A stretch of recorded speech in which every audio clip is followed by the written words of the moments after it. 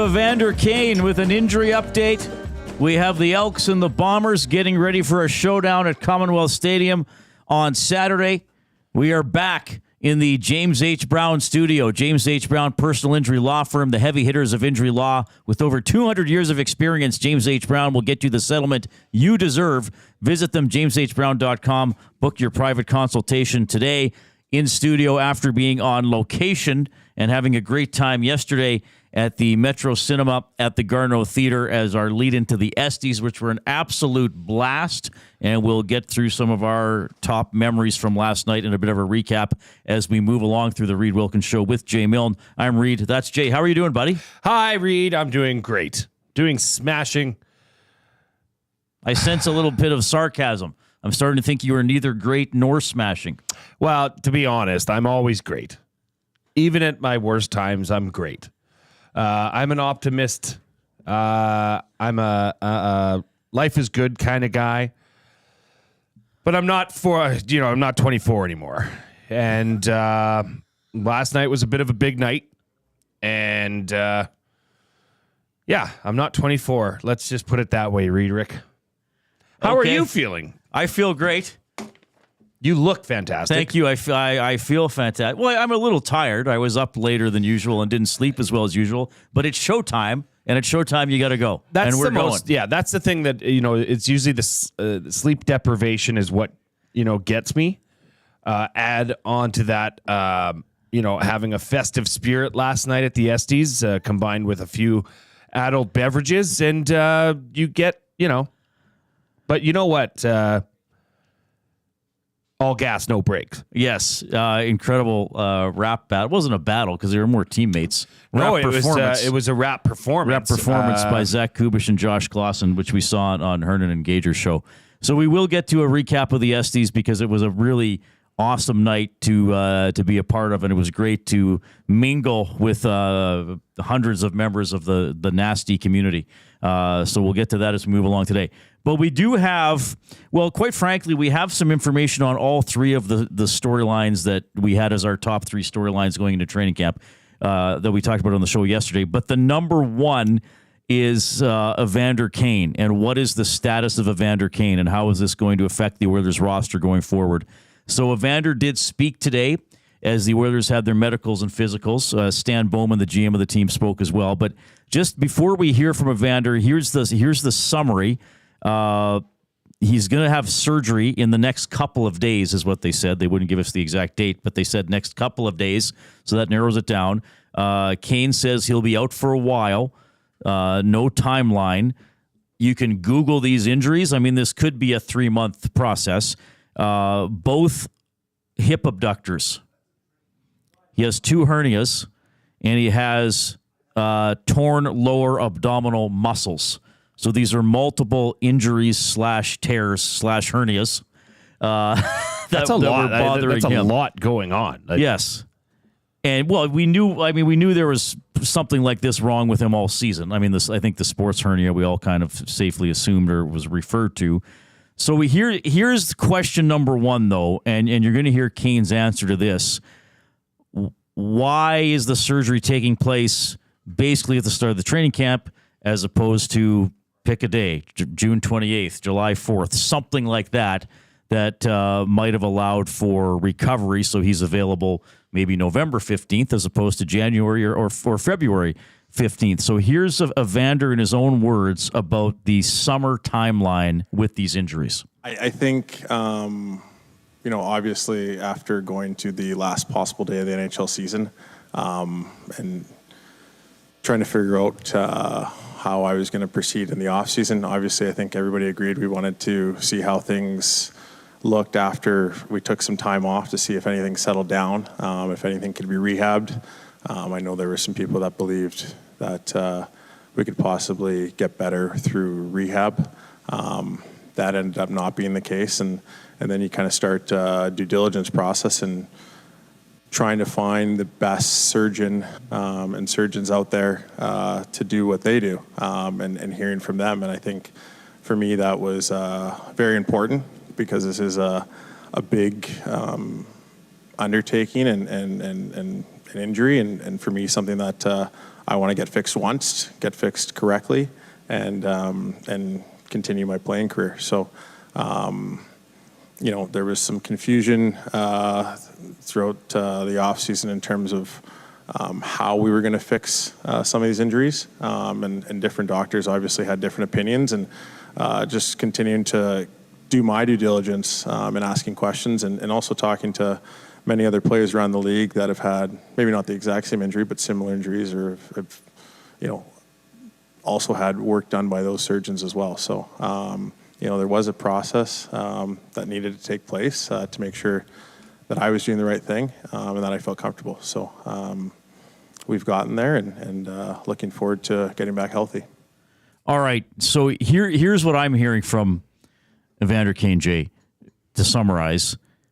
And I get that we're probably going to get some frustration from the fan base. In the EST inbox at 780-218-9999, or in the nasty chat. Maybe we won't, but there might be some. But my experience covering athletes is that they often see surgery as the last option. It's the last thing they want to do. So as he said, and he did use the word confusion about some different opinions, which can also happen in a situation like this.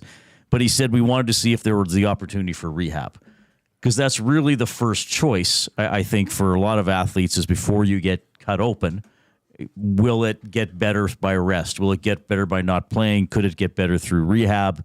Apparently it didn't, so now we're at the point that surgery is needed basically at the start of training camp. Can you list off those injuries again? So both abductors, each hip, he said 2 hernias and 2 torn lower abdominal muscles. Have you had any of those? No. But I can understand the frustration. I mean, this is something I guess abductors, you can rehab. I've never heard of a hernia being rehabbed.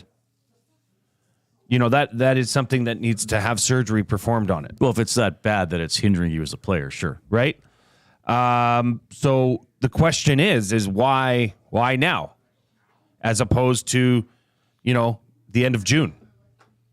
Right? And that's a legitimate question that Oilers fans should have.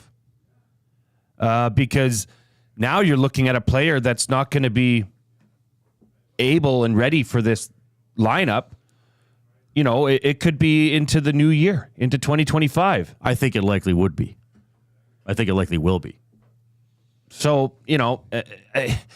that's always been the confusion around this whole ordeal is okay, if there's surgery needed, do the surgery. If it's not, then start rehabbing. Right. It appears that neither was done until, recently. Well, I am going to, there is precedent of this even within the Oilers organization, and that's with Oscar Klefbom, is in that he didn't undergo surgery initially when a season ended, right? Like he had it later. And I even remember asking Ken Holland that question at the time, saying, like, if we knew this was a problem, why didn't he get surgery as soon as it was identified as being a problem, and that surgery might be something that was needed? And it was sort of generally an answer in the same ballpark, is that, you have to respect the athlete's right to choose what they want to do with their body. And again, are there other options besides having surgery, right?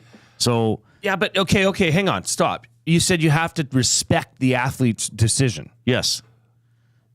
Who pays this athlete? The Edmonton Oilers. Yes. They pay him a lot of money to do what? Play hockey. To play hockey. What do you mean respect the athlete? Like, is this not something where the organization can step in? Like, I heard him saying that in that clip, the due diligence process. Reid, you and I would have a due diligence process because we don't know. We don't have access to world-class doctors, world-class surgeons, specialists, et cetera, et cetera. You and I would have a due diligence process. Hey, I think my buddy's dad had a hernia surgery. I should better, see how he did it and who he, That's not the case here. I just don't it's a head scratcher to me as to the delay and the reasons of the delay that he laid out in that clip. I just, and I mean, look, what happened with Jack Eichel in Buffalo, without remembering all the specific details, there was a conflict there between how the athlete wanted to be treated and what the team wanted to do. I still think ultimately, I don't think the Oilers could go to Kane after the season and say, we think it's likely that this is going to need surgery in a few weeks, so you better get it now. I mean, would you want somebody saying that to you? That's why they have team doctors. That's why they have team specialists that can decipher that. And, quite honestly, I would imagine that they did provide him with what they thought the plan moving forward should be. Right. It seems as though the player in this instance maybe didn't, I guess you can explore that further with your own medical, group or whoever is your doctor or your surgeon. But that, I don't know. That just seems like it shouldn't take this long. Well, I understand that, and I know I'm just going back and reading some of the Clefbaum stuff too, because that was part of the. By the way, Clefbaum officially retired a couple of weeks ago. If anybody missed that, Clefbaum last played in that series against Chicago in the summer of 2020, right? And then there was I don't think he got surgery till March of 2021 in the shortened season, as opposed to potentially getting it right after that season ended, because he wanted to see what would happen. I just think it's difficult to go to a human being, whether they're a person or not, and saying, okay, you have something that might heal on its own, but we just want you to get an operation and go through that and have the invasive procedure, the surgery, and then we still don't really know when you're going to be able to come back. Like, what if this would have healed over the summer? That's fair. That's totally fine, but we don't know enough about this. I mean, I just don't know how something could need surgery now that would not need surgery at the end of the season. Well, I think he gave his answer to that, whether you believe it or not. He said they thought maybe rehab could help. They want to see what would happen by not playing and being on the ice, which he wasn't a lot of. He only played 2 games in the Cup final. I'm receiving backlash for my take that he of course he owns his body. I understand that. I'm just saying, this is the National Hockey League. There are devices in place to aid a player in this process. The only real theory that I can come up with is that, and I don't get it, and I'm not a professional athlete by any stretch, but what's so wrong with surgery? What's you know what I mean? Like, okay, he didn't want to have surgery because he wanted to see if he could rehab these injuries. What's the problem with surgery? Do you know what I'm getting at? Like, if this is a 3 to 4 month recovery process, and again, I'm just answering to sort of play devil's advocate to your question. Sure. Yep. If it's going to take 3 to 4 months to recover from surgery, then whether it's Kane or somebody else, I think they would be willing to gamble. Maybe this will recover with 2 months of rest, and I'm ready for training camp, and I don't have to miss any time. Whereas opposed, if I get the surgery July 20th or September 20th, I'm still missing a fair chunk of the season. Either way, yeah. I guess you could say that's the thinking for somebody. Is there a thought process, or obviously the LTIR theory, which you've mentioned several times, is not a get out of jail free? No, by no means is it. Stan Bowman said they do not need to use LTIR now on Evander Kane at the start of the season, that he would be on regular injured reserve, and then they would see as the season went on. But he said with the moves that they made in the offseason, they don't need to put Kane on long-term injured reserve at the start of the year. So that's that for the moment. We will get to another clip from Evander Kane about kind of how it went, the pain went throughout the course of the season. We'll hear from Stan Bowman talking about the defense, about Podkolzin, who we talked about yesterday on the show as well. It's 3:15. We will get to our Estes recap. If you were there, an incredible night. Thank you for coming. Well, and if you weren't there, thank you for listening and supporting Edmonton Sports Talk, your clear choice for Edmonton sports no matter what.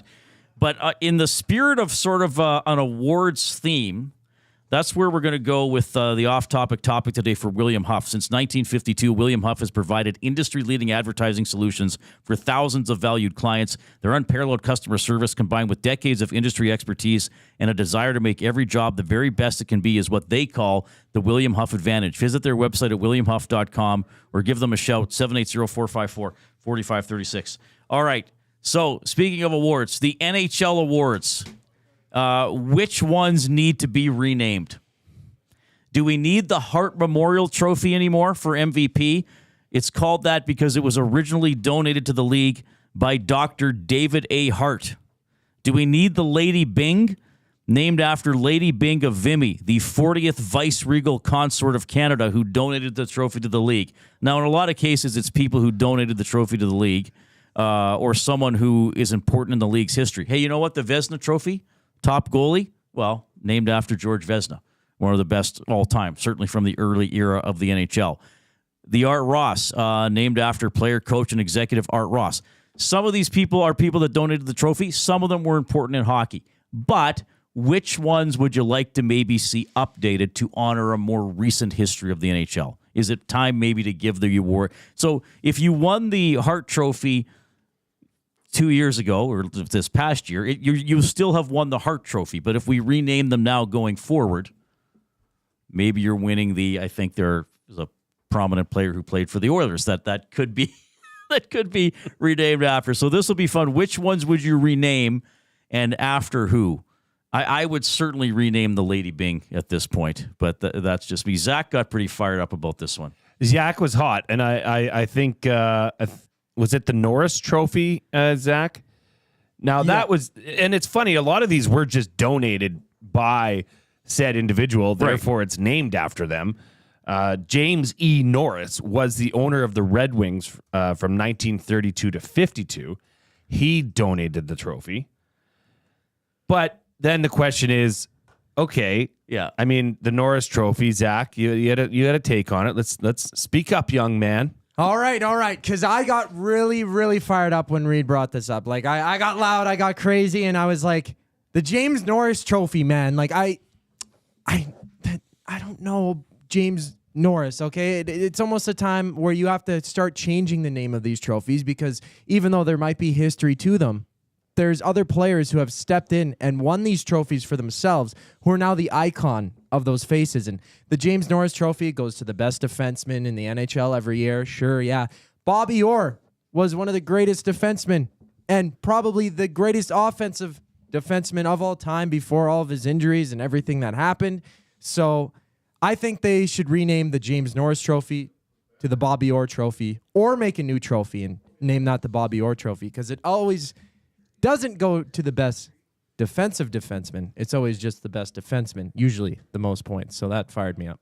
Sound like Don Cherry. I think he always wanted it called the Bobby Orr Trophy. Okay, so that'll be our off-topic topic. I think that'll be fun.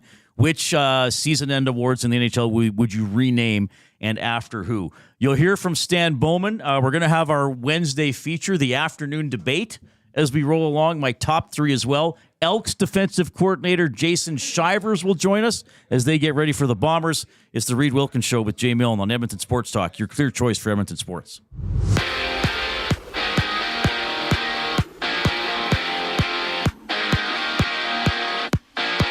Rogers Communication buys out Bell Media to become the majority owner of the Maple Leaf Sports and Entertainment Group. The $4.7 billion deal is expected to close in mid-2025 and gives Rogers 75% ownership of the group, which owns the Leafs, Argos, Raptors, and Marlies. Oilers forward Evander Kane will undergo surgery and has no expected return date.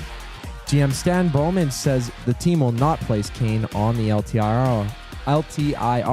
The Oilers have given a PTO to Mike Hoffman. Hoffman was drafted back in 2009 by the Sens and has played in Ottawa, San Jose, St. Louis, and Montreal. For the second day in a row, Elks RB Javon Leake and wide receiver Herji Mayala did not practice today. Leake sat out due to a non-football related reason, while Maella is nursing a calf injury. After the break, Reid and Jay continue their conversation about Evander Kane and discuss some of what you nasties have to say about the off-topic topic. I'm Zach for your EST update. Get to know the winners, props, plays, parlays, and more with Nielsen and Hustler. Weekday mornings at 11 on The Lock Shop. Only on EdmontonSportsTalk.com.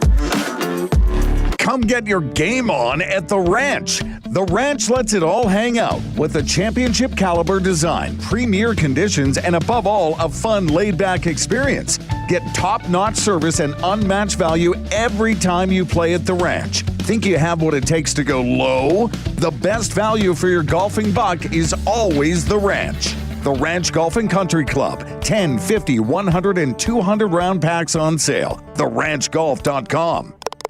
Hi there. If you're like me, you like to picture yourself in luxury, even though there's absolutely no way you could afford it. And if you can, well, even better. Thankfully, I picture myself in something that is luxury, but still absolutely affordable, like the all-new Mazda CX-90 from Park Mazda. With the new luxury features like facial recognition settings and quilted detail Napa leather seating, I can pretend to be comfortable with all of my proper settings activated without even touching a button, thanks to Mitch Lewicki and the great staff at Park Mazda. I like to picture Mitch Lewicki with like a giant eagle's wings and singing lead vocals for Lynyrd Skynyrd with like an angel band. And I'm in the crowd hammered drunk. Park Mazda, your dealer for life in Sherwood Park off Y Road, parkmazda.ca. Few of us can say that we're over 60 and still hot, but Mr. Mike's Burger can.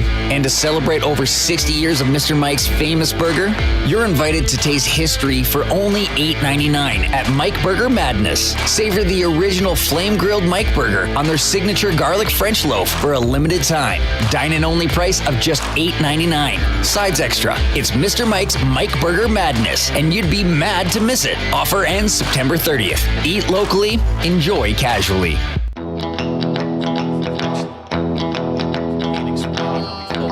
Because I think that's fun.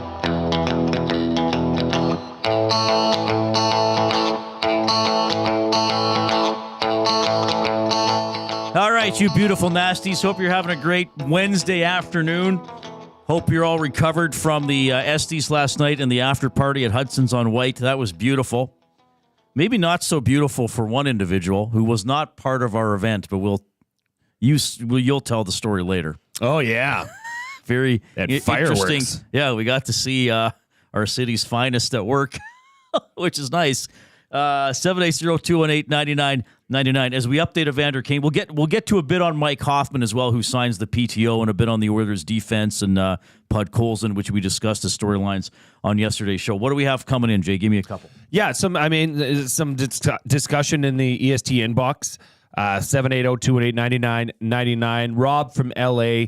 Your employer can't dictate your medical treatments in any industry.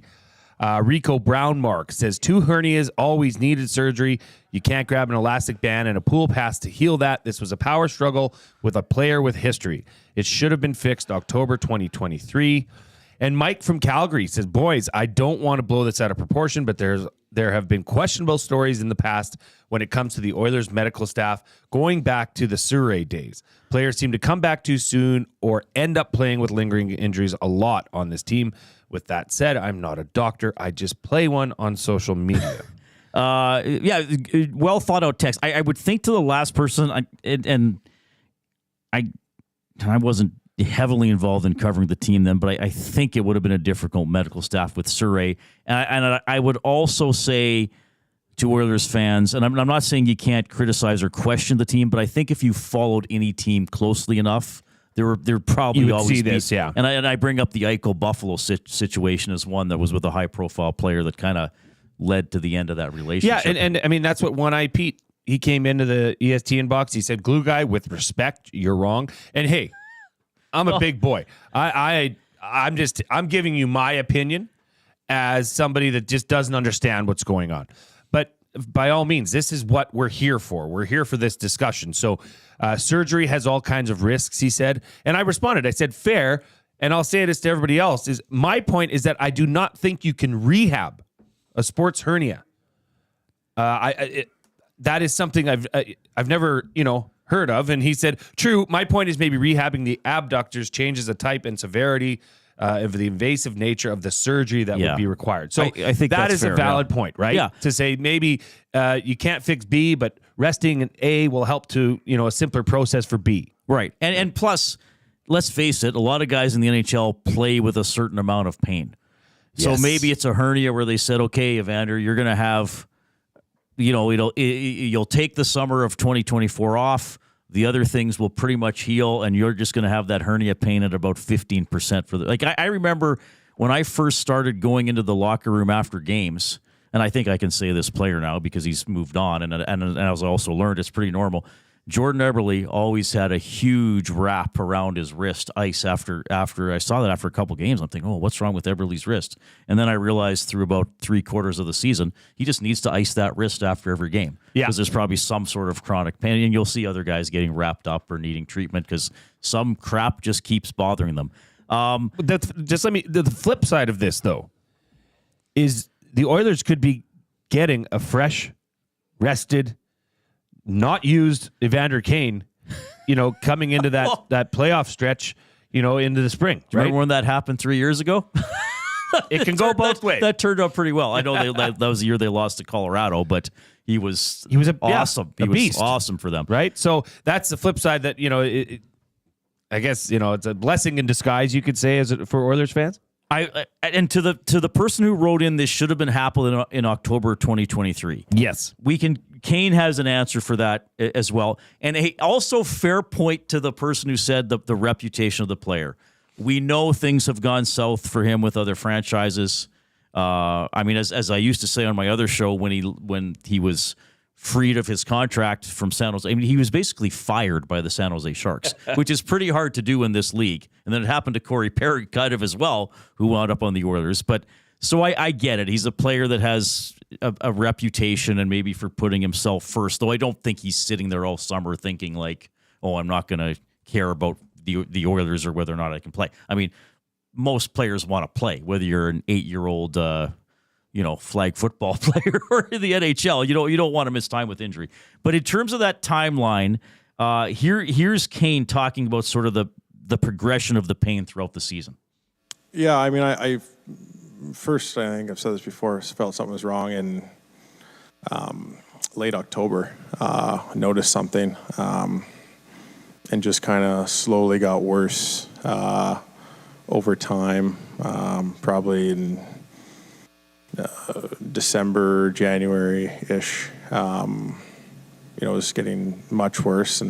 But at the same time, it was... the thing with this injury, it's some days, you feel better than others. And obviously in the playoffs, by the time we got around to that, it wasn't much any better. It was getting severely worse. And, at the same time, you're just trying to do everything you can because you want to give yourself and your teammates the best opportunity to win. So that's all I tried to do. All right. So with all due respect to that texter, I don't think surgery in October would have been on the table when this just starts. To me, the discussion would be, because we kind of knew throughout the season, and again, he said December, January, it started getting worse, and I would say that's when we noticed something might be up. Because quite frankly, remember how stinky the Oilers were until Woodcroft got fired.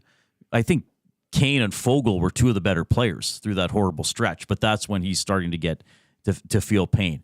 So to me, I don't know if surgery during the season was a viable option because you're trying to deal with it. And again, players are always trying to deal with stuff. And we know Draisaitl wasn't healthy in the Stanley Cup final. He didn't score a goal. We knew that there wasn't enough pop on his shot. But Kane played 77 games last season. Still got the 24 goals, had some droughts, had some nights where he wasn't himself. 20 playoff games, just 8 points, which for him is not the pace you would quite expect. So in terms of how it was dealt with in season, that's where I would say should have they or somebody said, "Okay, man, you need 2 weeks off the ice.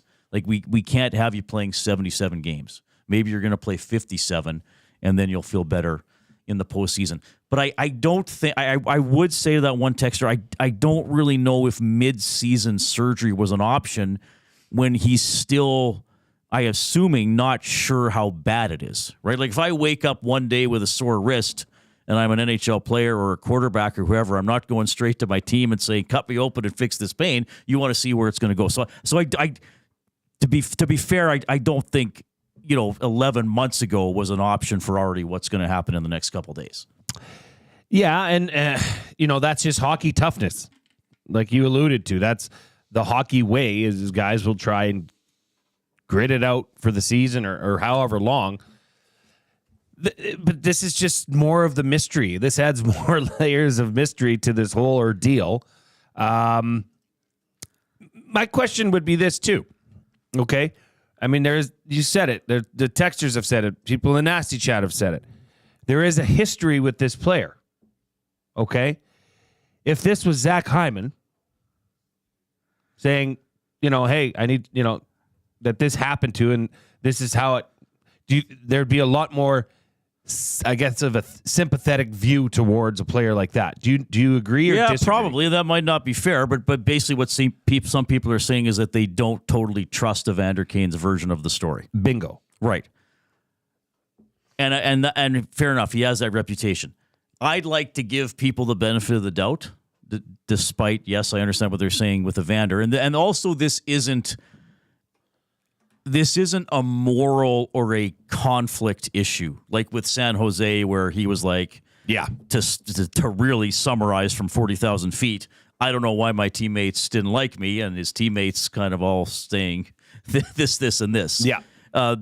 This is more, hey, this is my body and my experience. So that's why I'm less likely to think Evander's doing something shady or trying to jerk the Oilers or I would hope he wouldn't go there. I would hope he was honestly thinking over the summer, I got to chill out and rehab and rest and hope I can skate normally on September, what's the date tomorrow, 19th. I would hope so. Is it the 19th tomorrow? Yeah, it's the 19th tomorrow. But again, you're a victim of your history and reputation. I mean, hey, let's face it. When he was signed, we had debates on my other show about whether they should even sign him. And even my colleague Rob Brown said, I would not sign Evander Kane because of the baggage. But Rob also said, once he's on the team, if he's signed, I won't harp on it. I'll talk about his hockey ability. But Rob was adamant up until the contract that he wouldn't sign that player because of the baggage. Yeah, and it's just what it is. Yeah, and I don't even know if that's. I'm not going to argue with anybody for bringing it up. I don't know if that's totally fair to bring it up in this situation. But I'd say it is absolutely fair. Part of his all-encompassing existence. It is what it is. It is who it is. There's seemingly been issues on ice, off ice with Evander Kane for the in recent history, anyhow. But I still think at the end of the day, is anybody even going to remotely care about this or talk about this come February or March or whenever he's back on the ice? And it's, hopefully a fresh, rejuvenated version of Evander Kane. Who cares? Like that is other than, you're losing some depth at the start of your season, but the Oilers and the organization made some trades, made some moves to help that. It's kind of, it is what it is. He's going for surgery, but you're going to get a fresh player. It's just a matter of how long he will be out of the lineup. Well, and the Oilers were one win away from winning the championship with an Evander Kane who was middling throughout the playoffs. And again, only played 2 games in the Stanley Cup final. I know some people will say if they have a healthy Kane, they beat the Panthers. I don't know. Panthers were a darn good team. I mean, if he scores a couple goals and if he's healthy and scores 2 goals in Game 7, they win the Cup. If he scores 2 goals in Game 4 and they win 10-1 instead of 8-1, well, then they don't win the Stanley Cup if they still would have lost Game 7. But yes, this is not, and bigger picture for the roster, they made the Cup final and went to Game 7 without Evander Kane, traditionally a top 6 player, not being in their top 6. And now they have Victor Arvidsson. And this is when we were talking about the lineup the other day, when you said, well, Kane's on the 4th line. And I said, yeah, but he's not a 4th line player. So is he really competing with Podkolzin or whoever, now maybe Hoffman or whoever when it gets to that? So it is interesting because I would think if I mean you want a healthy Evander Kane, Absolutely. right? So I think you make a good point. You might as well give him the best opportunity to be healthy. And again, if he would have had this surgery July 1st, he's still probably missing games. I would think by the timelines I've read about for these injuries and this surgery, even if it's 12 weeks. Yeah, and Well, he would have missed probably a couple games. I don't know. Forgive me if either of us said this, but I don't think anybody here has said that this would be something with malicious intent towards the Oilers. I at the end, and Stamphater says it plain as day. This is LTIR, fellas. 4 separate injuries, and they're magically deciding to have surgeries now. Let's not be dense, boys. Dense. Haven't heard that in a while. Yeah, but Bowman said he's not going on LTIR at the start of the season. So Why wouldn't he? If he goes on later, he? because they don't need to put him on yet. They wouldn't need the relief. But he yet. will eventually, Possibly, depending on how long he's out. right? Yes. So that does give you some flexibility. There is a strategic reasoning for that, right? Right, but here's the thing. So let's say he goes on LTIR and they trade for a hypothetical $5 million player. But then if he's healthy before the playoffs, then you're over the cap again. That's what I mean. It's not just magic to put injured people on LTIR and then bring in as many players as you want. Right, but it does remedy an urgent issue, right? Which would be lack of depth at defense. It could help in that, in signing or bringing in a player now. Right, but you couldn't have. I'm just saying. Then when everybody's healthy, then you got to make another move to get somebody off the roster. And the reason I say that LTIR is not a magic bullet that fixes everybody is because somebody who deals with the salary cap in the NHL told me that. Like, I know there's the Kucherov thing and the Stone thing, but then you almost have to. Okay, so here's the thing though. If some people want to believe that they or don't want to trust Evander Kane, fine. I can't tell you what to believe. But then if you're saying no, the Oilers are engineering all this so he misses the whole season and he's on LTIR, well, now you're saying the Oilers are being shady, which I don't think they are. I think they're just all trying to deal with this as best as possible. Absolutely. And now his opportunity to rehab anymore is done, so he's having surgery. I tend to take it at face value in this situation. And I don't think this is the first time this has happened with an NHL player. But fair comment, and I get the frustration that we're getting. I just personally have trouble believe that there's some sort of dishonesty from either side going on here. We don't accrue cap space if Kane is on LTIR. Bison Mask Guy says, what's the difference between putting him on LTIR and not putting him on LTIR? How much cap-wise does it make a difference? Will you gain more having him on LTIR than just having him on IR? Well, yeah. Was that all? That's not all the same message.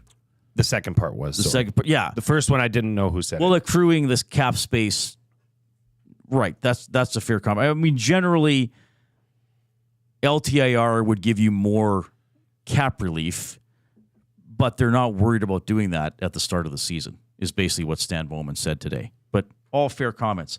We want to get to some more of what Stan Bowman said. Well, can we pop the nurse clip in here? Because that's the other sort of injury-related story. Stan Bowman expecting Darnell Nurse to be ready to go later in camp.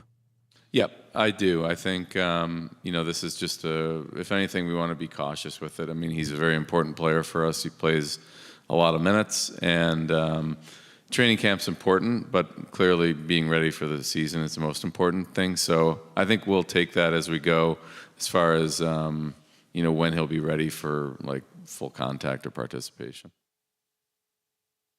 Right. So kind of what Tom reported last week, that Darnell will take it slow at the start of training camp. It doesn't sound like anything too major there. I don't think there was anything that was, groundbreaking or, shocking with that answer.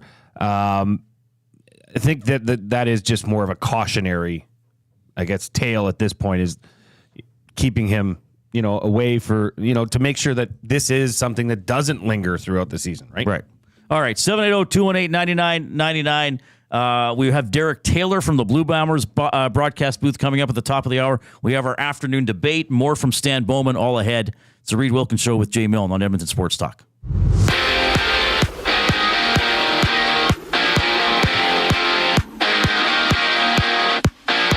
Rogers Communication buys out Bell Media to become the majority owner of the Maple Leaf Sports and Entertainment Group. The $4.7 billion deal is expected to close mid-2025 and gives Rogers 75% ownership in the group that owns the Leafs, Argos, Raptors, and the Toronto Marlies. Oilers forward Evander Kane undergoes surgery and has no expected date of return. GM Stan Bowman says the team will not place Kane on the LTIR.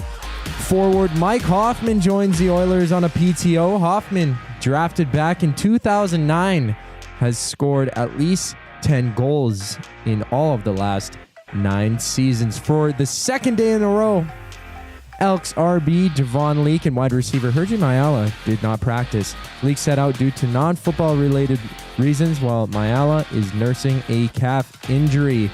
And also with an ankle injury, Cowboys wide receiver CeeDee Lamb missed practice today, as well as Trayvon Diggs and Mazi Smith for the Cowboys missing practice. Just after the break, Reid and Jay will be back with the afternoon debate. I'm Zachary Kubish for your EST Update.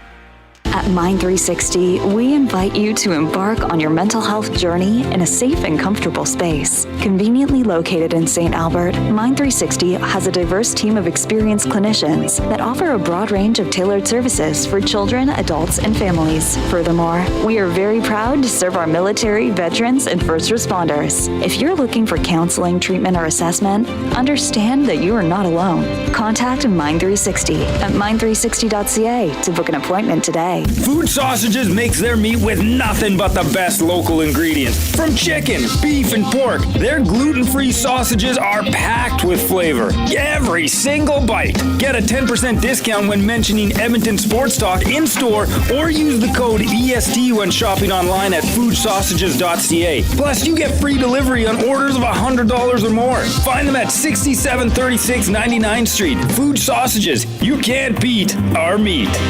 Hey Edmonton, ready to take advantage of lower rates and better pricing? South Fort Chevrolet in Fort Saskatchewan has you covered. From rugged trucks to sleek SUVs. And with over 40 years in business, you can trust that you're getting the best deal on your new ride. As the proud title sponsor of The Nielsen Show, EST listeners can drive a little to save a lot with South Fort Chevrolet's transparent pricing and down-to-earth sales team. Visit us today in Fort Saskatchewan or online at southfortchev.com. Since 1952, William Huff has been the heartbeat of Edmonton's advertising world. From humble beginnings to a citywide powerhouse, we've been the go-to for signage from print to design and installation. Partnering with Edmonton's top sports franchises and major events, we've helped shape the city's global reputation. Our secret? Unmatched customer service, decades of experience, and a passion for excellence we call the William Huff Advantage. Visit us online at williamhuff.com.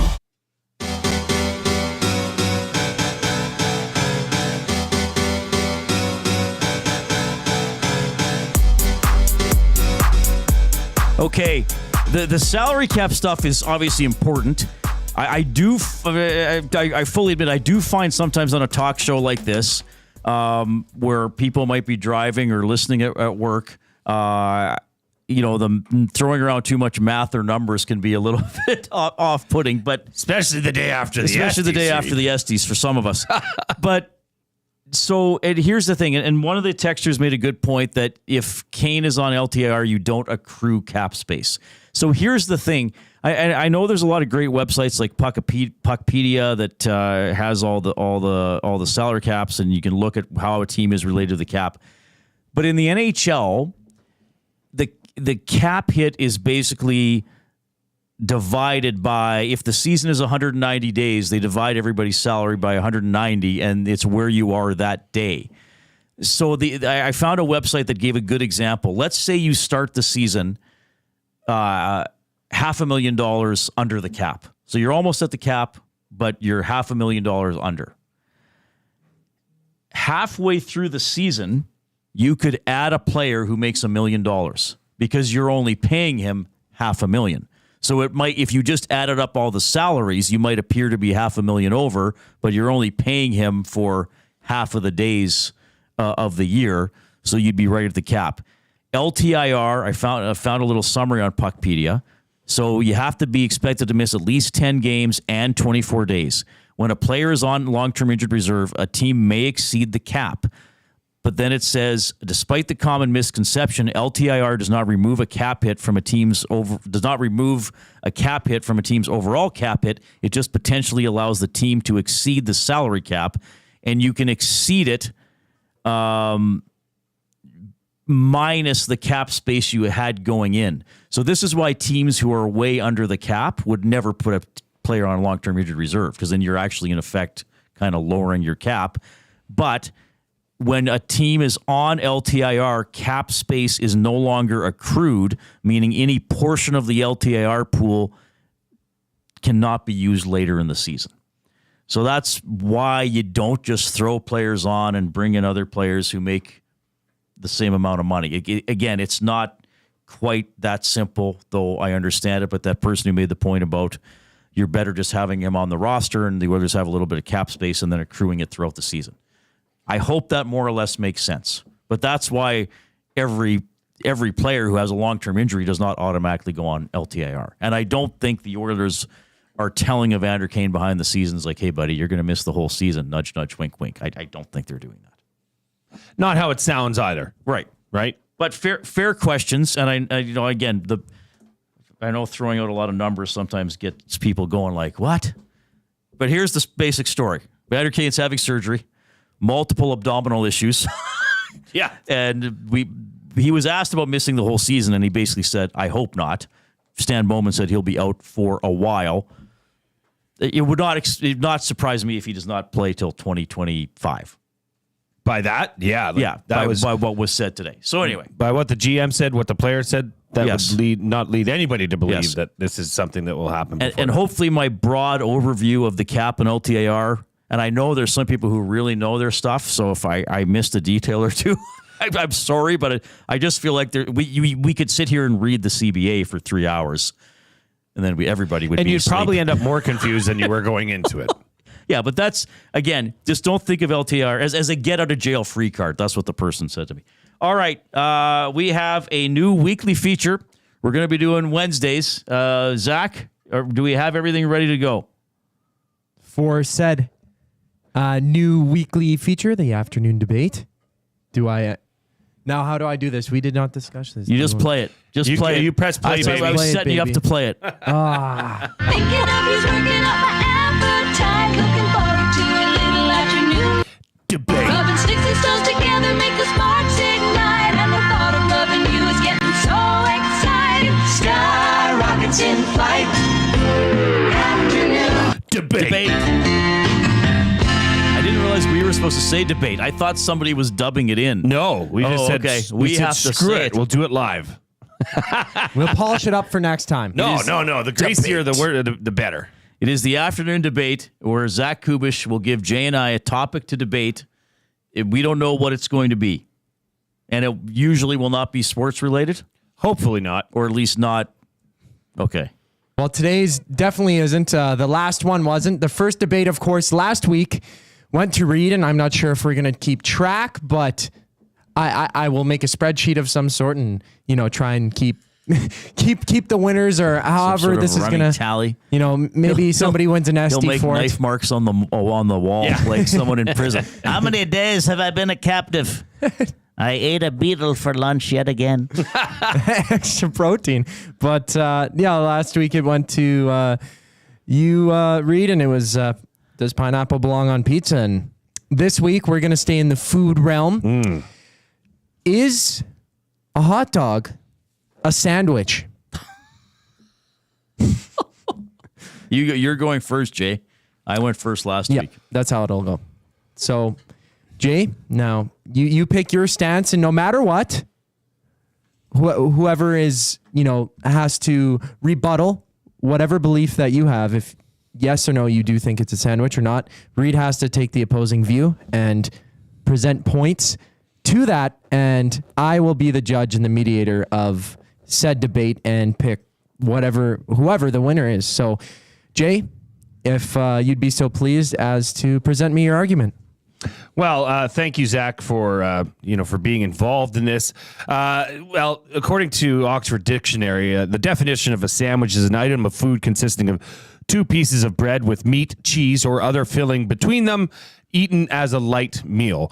So, in light of the actual definition of sandwich, given that a hot dog is a piece of pork-related product, not sure exactly what it is. I'm an all-beef hot dog guy myself. That is sandwiched in between 2 pieces of bread. I'm going to say yes. A hot dog is a sandwich. Reid? Well, dictionary definitions are interesting and helpful, but there's also the practicality and the real-life usage of the word and the expectations. I think a sandwich is something that you expect to be between 2, obviously square or near square pieces of bread. So they can still be rectangles, as a hot dog bun might be, but much more, again, closer to a square type shape. I think a sandwich is something you associate with generally thinner layers of food, such as a slice of cheese, maybe a slice of beef or chicken or some sort of processed meat, and then you may have your lettuce or your tomato or whatever in there. The shape of a hot dog does not lend to what we commonly think to be a sandwich. The more cylindrical shape, the bread sort of a different consistency and a different shape than traditional sandwich bread. And then the hot dog wiener itself is not what you generally consider as going in a sandwich. So, I think this opens up really a whole can of worms, so to speak, that then if you're saying a hot dog is a sandwich, well, then, quite frankly, a hamburger is a sandwich. And then I think you could even argue that, a burrito or a quesadilla or something like that is a sandwich. It's bread-like substance with something in the middle. So I think clearly if a hot dog is not a sandwich, and you open the door then to a whole bunch of things being sandwiches that we have never associated with being a sandwich. So, Reid, you've taken on the traditional sense of what a sandwich should be, and people represent ham and cheese sandwiches, peanut butter and jelly sandwiches. You enjoy that. You slap something in between 2 separate pieces of whatever that's more the traditional base, and a hot dog might not be seen as a sandwich because, as you said, it's a cylindrical shape of the processed meat, whatever they put in the filling. And on the other side, Jay, you brought up the fact that the literal definition of what a sandwich is. And, there's a lot of literal definitions. Is a fruit salad actually a salad? Tomatoes a fruit? How far do we go with this thing? But because of the literal definition, and it's in a respected dictionary, and if you take the fully literal view of it, I gotta say, I think a hot dog is a sandwich, so I will give Jay this round this week in the afternoon debate. In all seriousness, if you were going to Subway, what are you getting? A sandwich. A Subway sandwich. Do they call it a sub or a sandwich? Well, you'd get a sandwich. See you, Hernan. Have a good rest. If you get a sandwich at Subway, and it's in a submarine bun, right? Much similar shape to it's a larger version of a hot dog, but that is commonly referred to as a sandwich as well. I feel like Zach made up his mind before the debate even started, because I think you already had the dictionary definition up, and you just decided whoever uses the dictionary definition will win, as opposed to actually listening to the convincing natures of our argument. No, I did, and I came in. I'm very. So I used to be. No. I don't know. Maybe we're gonna have to bring in an open mind. I came in with an open mind, is what I meant to say. You said, opposing. Instead of coming in with an open mind, which I believe I did. And I don't know, this was a topic that I had, I guess, very passionate about, almost kind of like the Norris Trophy thing earlier. That's one thing that came to mind. And I had the internal struggle for a very long time to try and decide whether or not a hot dog is a sandwich. And I did have the personal bias that it was. So I'm not sure if that overtook me. I think you're a shady moderator. Wow. Ouch. That's got to hurt. I think we got an early nominee for Controversy of the Year for next year's Estes. One loss for Reid, and he's calling you Shady Zach. Yeah, I'm going straight to the shadiness. Slim Shady Zach. You did a great job. How often have you rapped in public before? 0 times. That was the first time. Were you nervous? Yeah, well, I was more nervous, accepting the initial award for Moment of the Year, by the way, at the Estes last night. And I wasn't that nervous getting up there because Josh really talked to me and he was like, he's a really good dude. And I kind of got the courage and just the inspiration from him to be able to stand on stage. So seeing him publicly, rap on the Hangout or whatever it is, which was also up for, Song of the Year or whatever for the Estes. I wasn't that nervous, to answer your question. This could be the hot dog hour because I think some of our listeners think Evander Kane's a bit of a hot dog, judging by what they were saying about him. Well, do we have anything coming in? Oh, yeah. This is Easy E says second Controversy of the Year nominee. I don't know if the controversy is the debate or Shady's Zacticum, or just that we have a show. Nate the Builder. Employees at Subway are known as sandwich artists. Oh, good point. Jason in Leduc says, I've never seen a hot dog in the burgers and sandwiches section of a menu anywhere. What about bologna? It's the same meat as a hot dog. But but again, to me, the thickness of the meat makes a difference. That's what she said. Okay, we have Derek Taylor from the Blue Bombers broadcast booth coming up. We have my top 3. I'm going to dive into changes I'd like to see in the NHL, and I'm also going to tell you about some rules changes of note that you should know for the upcoming season, with the Oilers already having a preseason game on Sunday. First, a quick timeout, then Zach will have a sports update, and then Derek Taylor. Reid Wilkins Show with Jay Milne. Get all the latest news and takes on everything Oilers with Dustin Nielsen and Tom Gazzola on the Oil Stream. Live at noon, Monday, Wednesday, and Fridays. Only on EdmontonSportsTalk.com. Conveniently located 10 minutes west of St. Albert, Wheeler's RV Storage will provide you with safe, secure storage for your RV, boat, or whatever you need to store. Open 7 days a week with gated keypad access and extra large stalls. Now is the time to take advantage of their limited time offer. Buy 6 months and get 1 month free. Now's the time to go to WheelersRVStorage.com. That's Wheeler's RV Storage. Safe, secure storage. Visit them today at WheelersRVStorage.com. If you've been injured in a car collision, let James H. Brown and Associates, Alberta Injury Lawyers, protect your interests. They'll be there every step of the way to help answer your questions and help you get your life back on track. Trust Alberta's precedent-setting injury lawyers with their unrivaled experience, unrivaled results, and unrivaled commitment. When accidents happen, call James H. Brown and Associates, Alberta Injury Lawyers, 780-428-0088, or go to JamesHBrown.com. Gallo LLP is an Alberta-based accounting firm with expert chartered professional accountants in both our Edmonton and Sherwood Park accounting firms. Our experienced and innovative accountants provide financial advice that saves our clients money. Simply put, we help our clients protect their assets and grow their businesses. At Gallo LLP, they go beyond the numbers to ensure the continued success of your business. Reach out to Preet or John to discuss how they can help your business grow. Visit GalloLLP.ca today and see how they can help you take your business to the next level.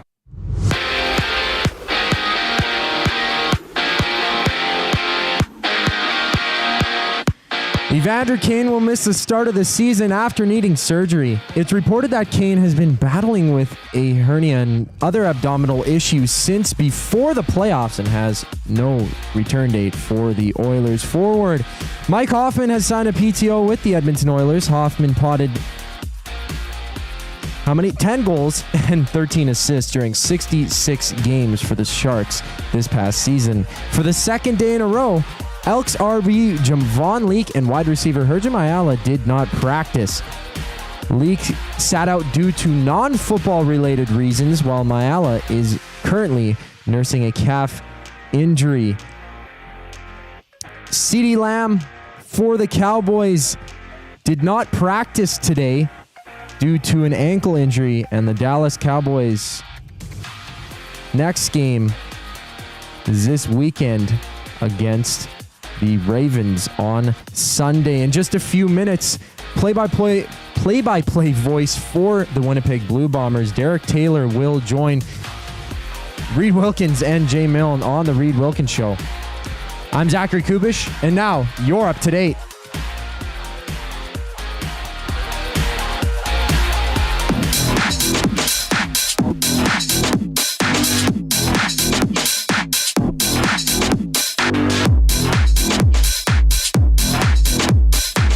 Okay, yeah, Mike Hoffman getting that PTO. We'll have a comment from Stan Bowman on that a little bit later on. I would think he's going to be a long shot to get a spot on the team, but you never know.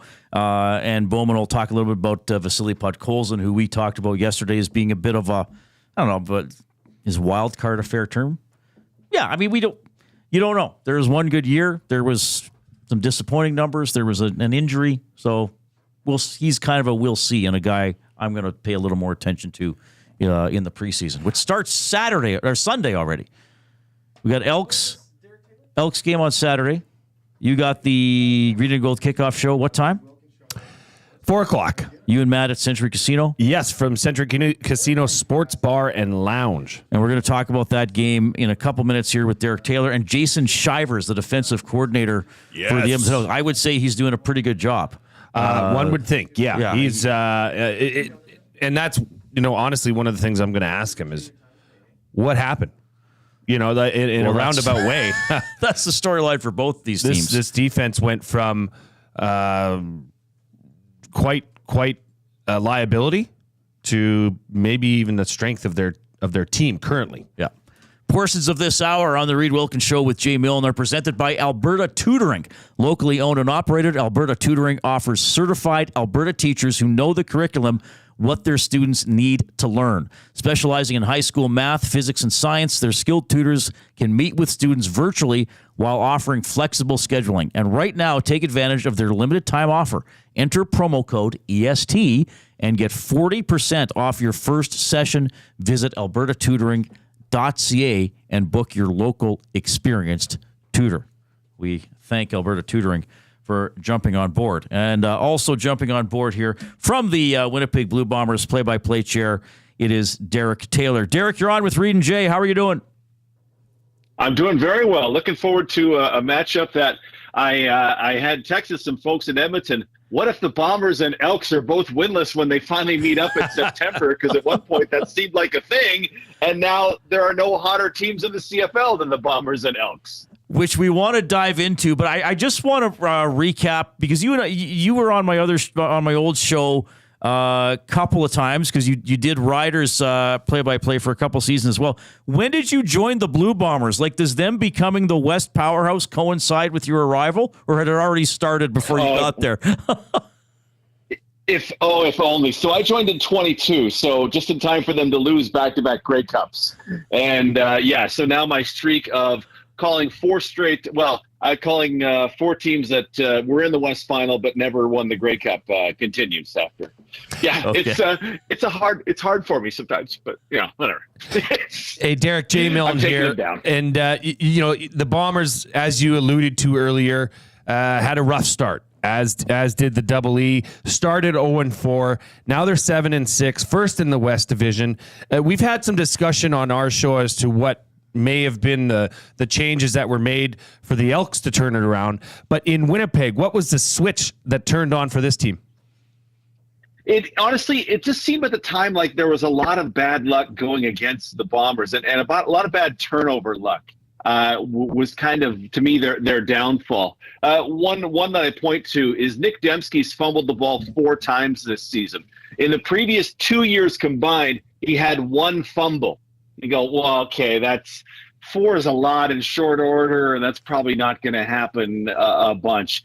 And then, I mean, the Bombers, I don't know if they've corrected what ailed them on offense, but they're getting a little better on that. They're still, the worst scoring offense in the CFL, but they're getting a little better in that front as, they get more used to the new guys on the offensive line. Ontario Wilson was a rookie receiver.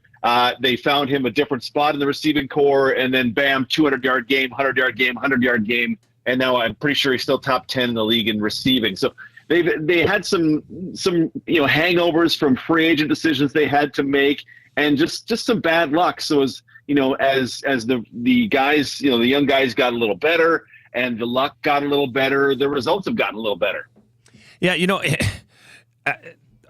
hard to argue that, but I just, you talked about turnovers there, and I'm looking at the stats, the CFL stats, and I must say the Winnipeg Blue Bombers are a statistical anomaly because they are last in the CFL in points for, last in offensive TDs, last in net offense. They're the second worst turnover ratio in the CFL at -6.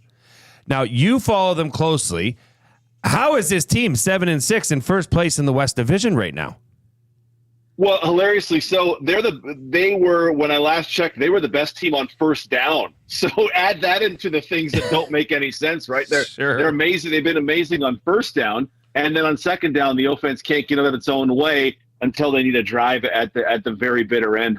One thing that we kind of have looked at here is how well the defense is playing, and there's an interesting point that I'll go on that in a sec. But Jordan Younger came in as defensive coordinator this year, taking over from Richie Hall, and he has changed up dramatically the way this defense looks. When you see the game on Saturday, you'll see a lot of the Bombers rolling out 3 defensive linemen, 1 linebacker, and 8 defensive backs. They've almost gotten to the point where 7 defensive backs is almost, it's not exactly their base, but it's used so much you might be thinking it's their base. So the defense is just, hey, you know what? We're going to get maybe just enough pressure, but we're going to confuse you in coverage.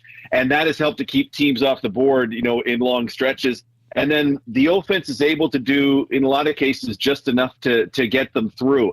I think it's improving. I think, they're being kept out of the end zone. They maybe have to crank up the aggressiveness in chasing touchdowns, but they've been able to put up yardage in spots, and, both with Collaros finally, and Brady Oliveira has been pretty consistent despite his down numbers the last couple of games. But yeah, the offense is kind of the thing that's holding them back. And like you said, they're last in points.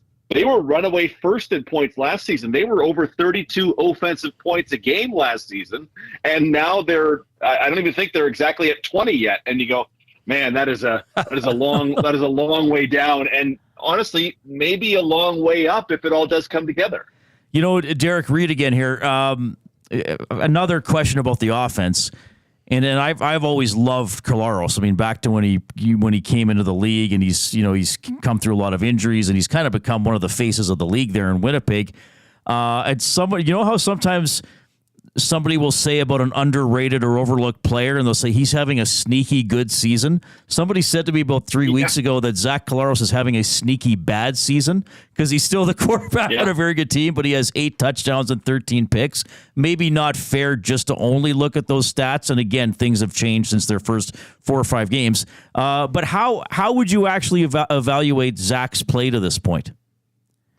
Yeah, I sure don't think it's necessarily been up to par, but I mean, to me, I still would have to say top 3 in the league. And I kind of look at interceptions. He had 3 in a game recently, and you look at it and you go, okay, well, there's a receiver slipping coming out of his break. There's another receiver on a curl route, just doesn't get to the curl fast enough, and there's one tipped at the line. One in the last game bonked off a defender's head and popped up into the air. To me, there's a lot of things external to Collaros going wrong that for me kind of push some of the blame off of him. He has picks like in the first game against Saskatchewan. He's scrambling out to his right-hand side, and he tries to jam one into a super tight space for Nick Dembski in between two defenders, and I believe it was Eau Claire took it away. And you go, well, yeah, that one, you can't do that one. You can't think that was going to be a great idea, but you're trying to make a play. But man, like when he's on, he's before the injury in Labor Day, he's dealing for 200 yards in the first half, and you go, man, this guy's absolutely on fire. And he gets the ball where it needs to be at the time it needs to be, but he's under more pressure than he was last year with the changes to the offensive line. He's dealing with more young receivers, what with Dalton Schoen having lost him for the season in week 3 and missing Kenny Lawler for 8 games this year. He had to go deeper into their bench for receivers. I really think that had a significant effect on his ability to perform. And I mean, Collaros' numbers are down, and Brady Oliveira, I was having this debate with some friends a couple weeks ago. Brady Oliveira, if the last 5 weeks go right, could be the MOP in the West. He doesn't have a touchdown yet, of all things. Brady Oliveira could lead the league in rushing and not score a touchdown this year. That's it. The anomalies just keep happening, and it's just, it is what it is. But hey, they're 7-6. They're rolling, heading into a huge series here against the Green and Gold.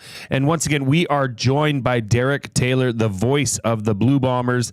And I got to ask you this, okay? I usually when we're prepping to have a guest on the show, I'll always go and check out, what's going on their Twitter feed, what maybe some of the things they're into. And I noticed that this is in your Twitter bio, and I want to ask why you mentioned this, and there must be more depth to it. But you said teams going first in CFL overtime are 32, 20, and 7. Since 2006. What you got going on with the overtime rules here, Derek? So it's so funny. It's one of those ones that there's a million things in the CFL that I just went, okay, well, this is how people think it works. I just want to see if that's how it works. So there was a time where I just went back, and I keep this running now, and I've just compiled every time a team went to overtime, because how CFL teams approach overtime was so drastically different to how a team in soccer would approach penalties. If you're going to penalties in the World Cup final and you win the coin toss, you go first. You kick first, because that one's been kind of settled. Hey, you kick first, you win 60% of the time, whatever the number is in soccer. But it's such an advantage that you go first in soccer, it's done. So I'm like, well, how does CFL teams do it? And then as I compiled all the data and looked at all the situations and who scored last before it, blah, blah, blah. I just looked at this and went, okay, wow, it seems to be a significant advantage to going first in overtime for probably the same reasons in soccer. But when you look at what teams choose to do, teams overwhelmingly choose to go second. I went, okay, well, that doesn't make any sense. So Bombers went to overtime last year, and I asked the coach, and I asked Zach Collaros, hey, you guys chose to go first. You chose to go second in overtime. Why was that? Well, then we get to use all 3 downs, and we get to know what we have to do. And I look at that and I go, okay, well, that's a real answer. I just don't in any way believe it's the right answer, because since 2006, like, teams that go first are 32-20. And it was funny watching Mike O'Shea's the guy, when his team wins the flip, he makes the decision.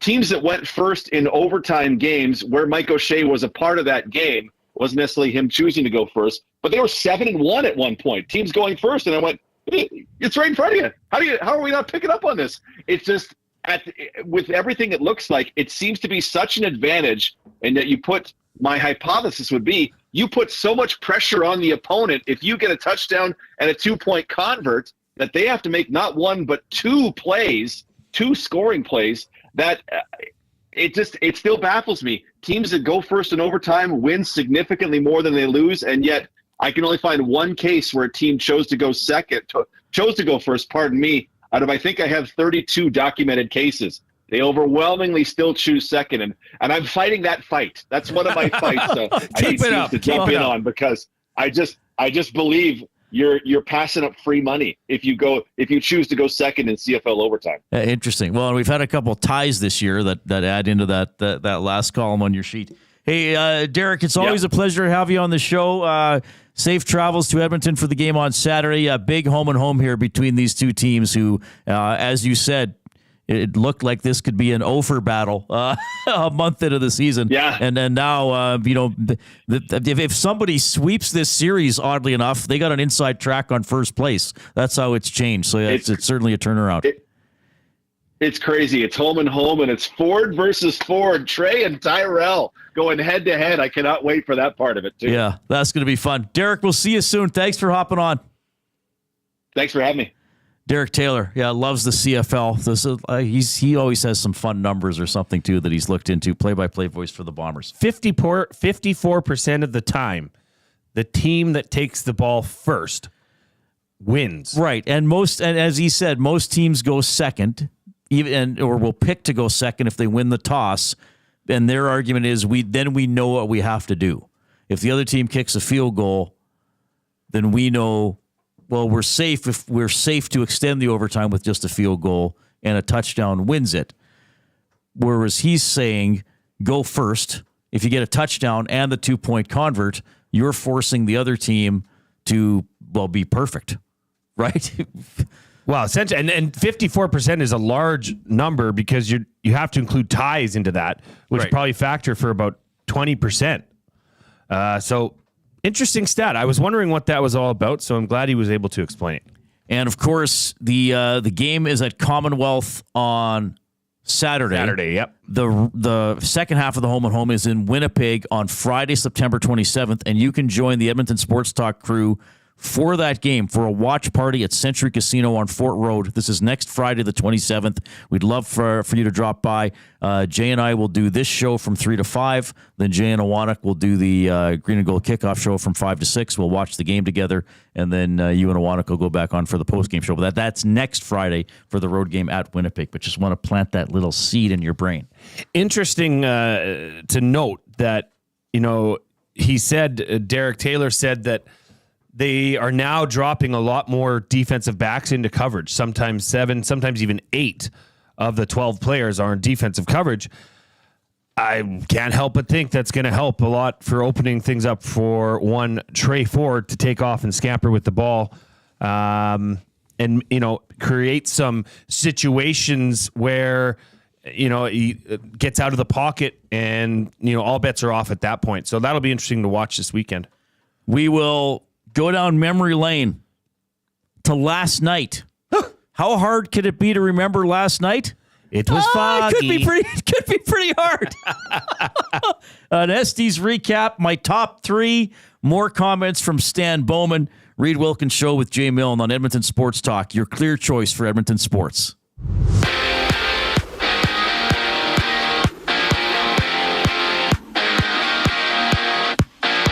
It's official. The LA Kings have re-signed forward Arthur Kaliev to a 1-year extension worth $825,000. The 2019 second-round pick recorded 7 goals and 8 assists in 51 games for the Kings last year. Former Oiler Zach Kassian will now join the team as a pro scout. The 12-year NHL veteran played over 400 games in the orange and blue sweater. Evander Kane will miss the start of the season after requiring surgery to his abdomen to help him with his issues as well as his hernia. It's reported that Kane has no return date for the Oilers, and Stan Bowman says he will not place Kane on the LTIR. Forward Mike Hoffman has signed a PTO with the Oilers. Hoffman potted 10 goals and 13 assists through 66 games for the Sharks last year. And for the second day in a row, Elks running back Javon Leake and wide receiver Hergy Mayala did not practice today. Leake sat out due to a non-football related reason, while Mayala is nursing a calf injury. After the break, the Reid Wilkins Show with Jay Milne and Reid Wilkins continues. I'm Zachary Kubish for your EST update. Get to know the winners, props, plays, parlays, and more with Nielsen and Hustler. Weekday mornings at 11 on The Lock Shop. Only on EdmontonSportsTalk.com. You want the heavy hitters on your team, both on and off the ice. If you've been injured in a car accident, call the heavy hitters of injury law. James H. Brown and Associates, Alberta Injury Lawyers. With over 200 years of combined injury law experience, their precedent-setting lawyers are ready to help. Locally owned and proud Edmonton Oilers fans, James H. Brown and Associates wants to support you with their unrivaled experience, unrivaled results, and unrivaled commitment. When accidents happen, head to jameshbrown.com. Few of us can say that we're over 60 and still hot, but Mr. Mike's Burger can. And to celebrate over 60 years of Mr. Mike's famous burger, you're invited to taste history for only $8.99 at Mike Burger Madness. Savor the original flame-grilled Mike Burger on their signature garlic French loaf for a limited time. Dine-in only price of just $8.99. Sides extra. It's Mr. Mike's Mike Burger Madness, and you'd be mad to miss it. Offer ends September 30th. Eat locally, enjoy casually. GCL Diesel has been serving oil country since 1972. From diesel cars to SUVs to pickups. From farm tractors to school buses to a big rig. From diesel generators to forklifts, GCL can test, troubleshoot, and repair all diesel fuel system components. Whether it's injectors, pumps, turbos, filters, or additive, GCL has the parts you need to keep your diesel running the way it should. For genuine diesel parts at wholesale prices, visit GCL Diesel in the West End or online at GCLDiesel.com. GCL Diesel. Diesel understood.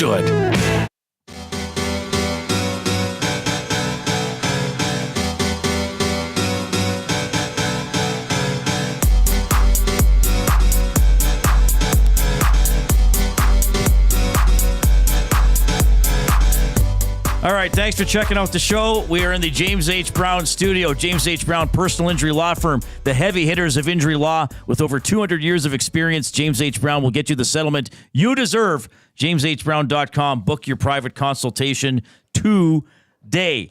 Obviously, the Oilers with their medicals and physicals for training camp today. They will be on the ice tomorrow for a couple of sessions, so we'll have more from that. Again, the headline today, if you've missed it, Evander Kane spoke. He's having surgery in the next couple of days to repair hip/abdominal injuries and tears. And he's going to be out for a while. No exact timeline was given, but that's one of the headlines for the Oilers today. Mike Hoffman signed to a PTO. We'll get some comments from Stan Bowman on that a little bit later on. 780-218-9999 is the EST inbox. You can also jump into the Nasty Chat on YouTube, where I know we've had a lot of activity today, and you can email Reid at EdmontonSportsTalk.com. We do want to tell you how yesterday went. And quite frankly, from my perspective, it went awesome. We did our show from the Metro Cinema at the Garneau Theater. We were in the lobby. We went down and changed into suits, not at the same time. And then we had the Estes, which was an incredible night, honoring many of you, the audience, the Nasties, for special moments throughout the past year. And then some of our colleagues were honored as well for anything from having an epic rant to having an epic walkout. And we honored some of our Luke Gazdick got an Estes. Yes. Jonathan Torrens got an Estes. And I got to, first of all, Jay, and I'll hand it over to you because I know you've prepped some stuff. I know we give him a hard time, but we love him and we respect him. And that's our chief operator, Matthew Iwanek, who more or less single-handedly staged the Estes. Sure, you and I carried in a table and rolled out a carpet, but his presentation was this professional, high-level award show presentation, used the big screen, had nominees come up in the nice little wreaths on the board, had envelopes for us. I read off the wrong sheet at once. I think I was the only real mistake. Had trophies made. The timing worked out well. It all flowed, and he's backstage coordinating this and playing all the cues and videos and graphics all single-handedly. Excellent job, Matthew. Round of clicks for Matthew Iwanek. I mean, it was stunning. It was a night to remember. I've included some for those watching on the YouTube stream. Hey, by the way, hammer that thumbs up. We love doing that. The word algorithm comes to mind. But Zach, I got some pictures that some are going to be able to see here, and it was It was fantastic. I mean, you start the event with, getting wheels up the staircase to get into the theater. Then when he won his award, getting him on stage, fantastic. That was awesome. I mean, there were literally people that were speechless when they won an Esty, just because it meant a lot. And given the atmosphere, given where you were, and given the everybody was dressed up, it looked and felt like a real award show. So everything there was fantastic. Obviously, after the award show, we decided to head down to a friend of EST, Hudson's, Canada's pub on White Ave. And, that was electric. I don't know, if Hudson's has ever sold that much alcohol on a Tuesday night after 9:30. Well, did you know they sold out of 6 o'clocker lagers? They did indeed. 'cause I very asked fast. for one. Yeah. And we got pictures here. Where are we going with What the is next the one? photo that is up? Is that the one of you? Well, there's you and I celebrating at the at Hudson's. Clearly, that that's how we hang out. Reid and I usually give him hugs from behind. It's just our thing. My. And oddly enough, there was a fella here, and I got to tell this story because those that were there will know exactly who I'm talking about. There was a fella there that was feeling really good.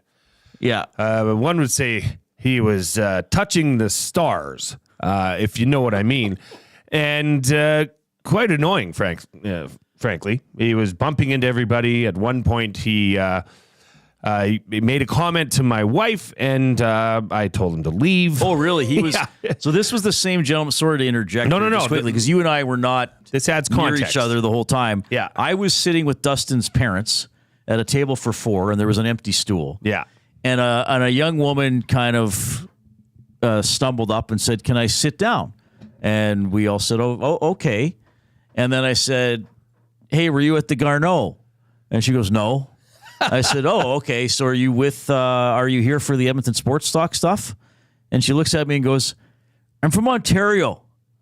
And I was like, "Oh, so you're not here for our after party?" She's like, "No." So she just wanted a place to sit. And then this gentleman, who she was approached and really was eager to get her attention. And I don't know if they'd had a fight or whatever. Right. And she was not at all interested in dealing with him, and eventually got up and left that stool. Anyway.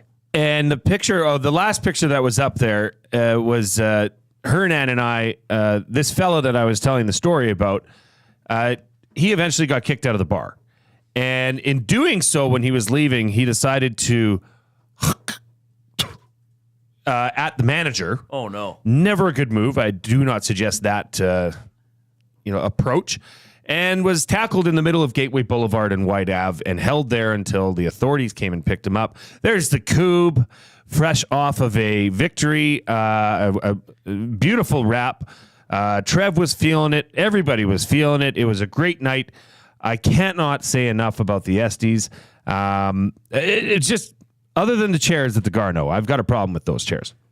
Well, okay, first of all, I did not get to witness the takedown of this gentleman, which was done by how many police officers? No, it was done by the staff. Oh, it was done by the staff. And then they held him and detained him until it was actually a firefighter unit that showed up first. Okay. And it was neat because it was right outside of Hudson's, and the flashing lights made it a real disco in Hudson's briefly. But yeah, I would never, spit on something. That's just you're that's asking not for that's problems. not a polite thing to do. All right, so that happened. Yeah, and unfortunately, I didn't get to witness the actual takedown, but I witnessed his antics, which may have been altered by a substance or substances. If you've never been to the Garneau, I'm just going to show you guys. So, you normally sit like this. And for those that are listening, I'm explaining that the Garneau theaters are more like a lazy boy. When you sit back in them, they go all the way back. And, for an event like that, where everybody's dressed in suits and dresses, I just found the chairs to be quite annoying. Yeah, certainly reclining chairs in some theaters are a thing now. The ones at the Garneau, I think some of them are a little bit harder to control. So even if you're trying to sit straight up, you're still going to swing back a little bit. You probably won't hit the person behind you, but I almost had to strain my thighs to keep more straight up than leaning back. Yeah, it's like you're doing a workout during the whole show. But it's still a great theater. It's still a an great awesome theater. Absolutely a great theater. And I guess got to apologize to Norm in a combine who is sitting directly behind me. I feel like my head was in his lap for the entire show. So my bad. But to the people who, to the nasties who came, so I mean, I've been, I'm relatively new to this group as an employee. Obviously, I mean, I've known Dusty and Tom and Matt especially for a while, but just being on EST, and a lot of the audience came from 1260, and some of the audience, knew me from my other job and stuff. I mean, we're not naive that people might listen to more than one station throughout the day, but from being at the Nasty Bash and being at the Esties, I've just been, quite frankly, overwhelmed in a positive way about the level of commitment and participation and camaraderie from the audience. And most of it, well, no, actually all of it is quite positive, which is pretty amazing and pretty special. I think that it's such a tight-knit group. And I think we're even seeing that in the first couple weeks of the show here, Jay, that today, today people disagreed with you about something. People didn't like my punt single rant a couple weeks ago, but even a lot of it is like, it's not like threatening or I disagree with you, so I hate you and I'm going to hate listen and hate everything you say. It's more like, hey man, like I disagree with you and here's why. It's a really cool group.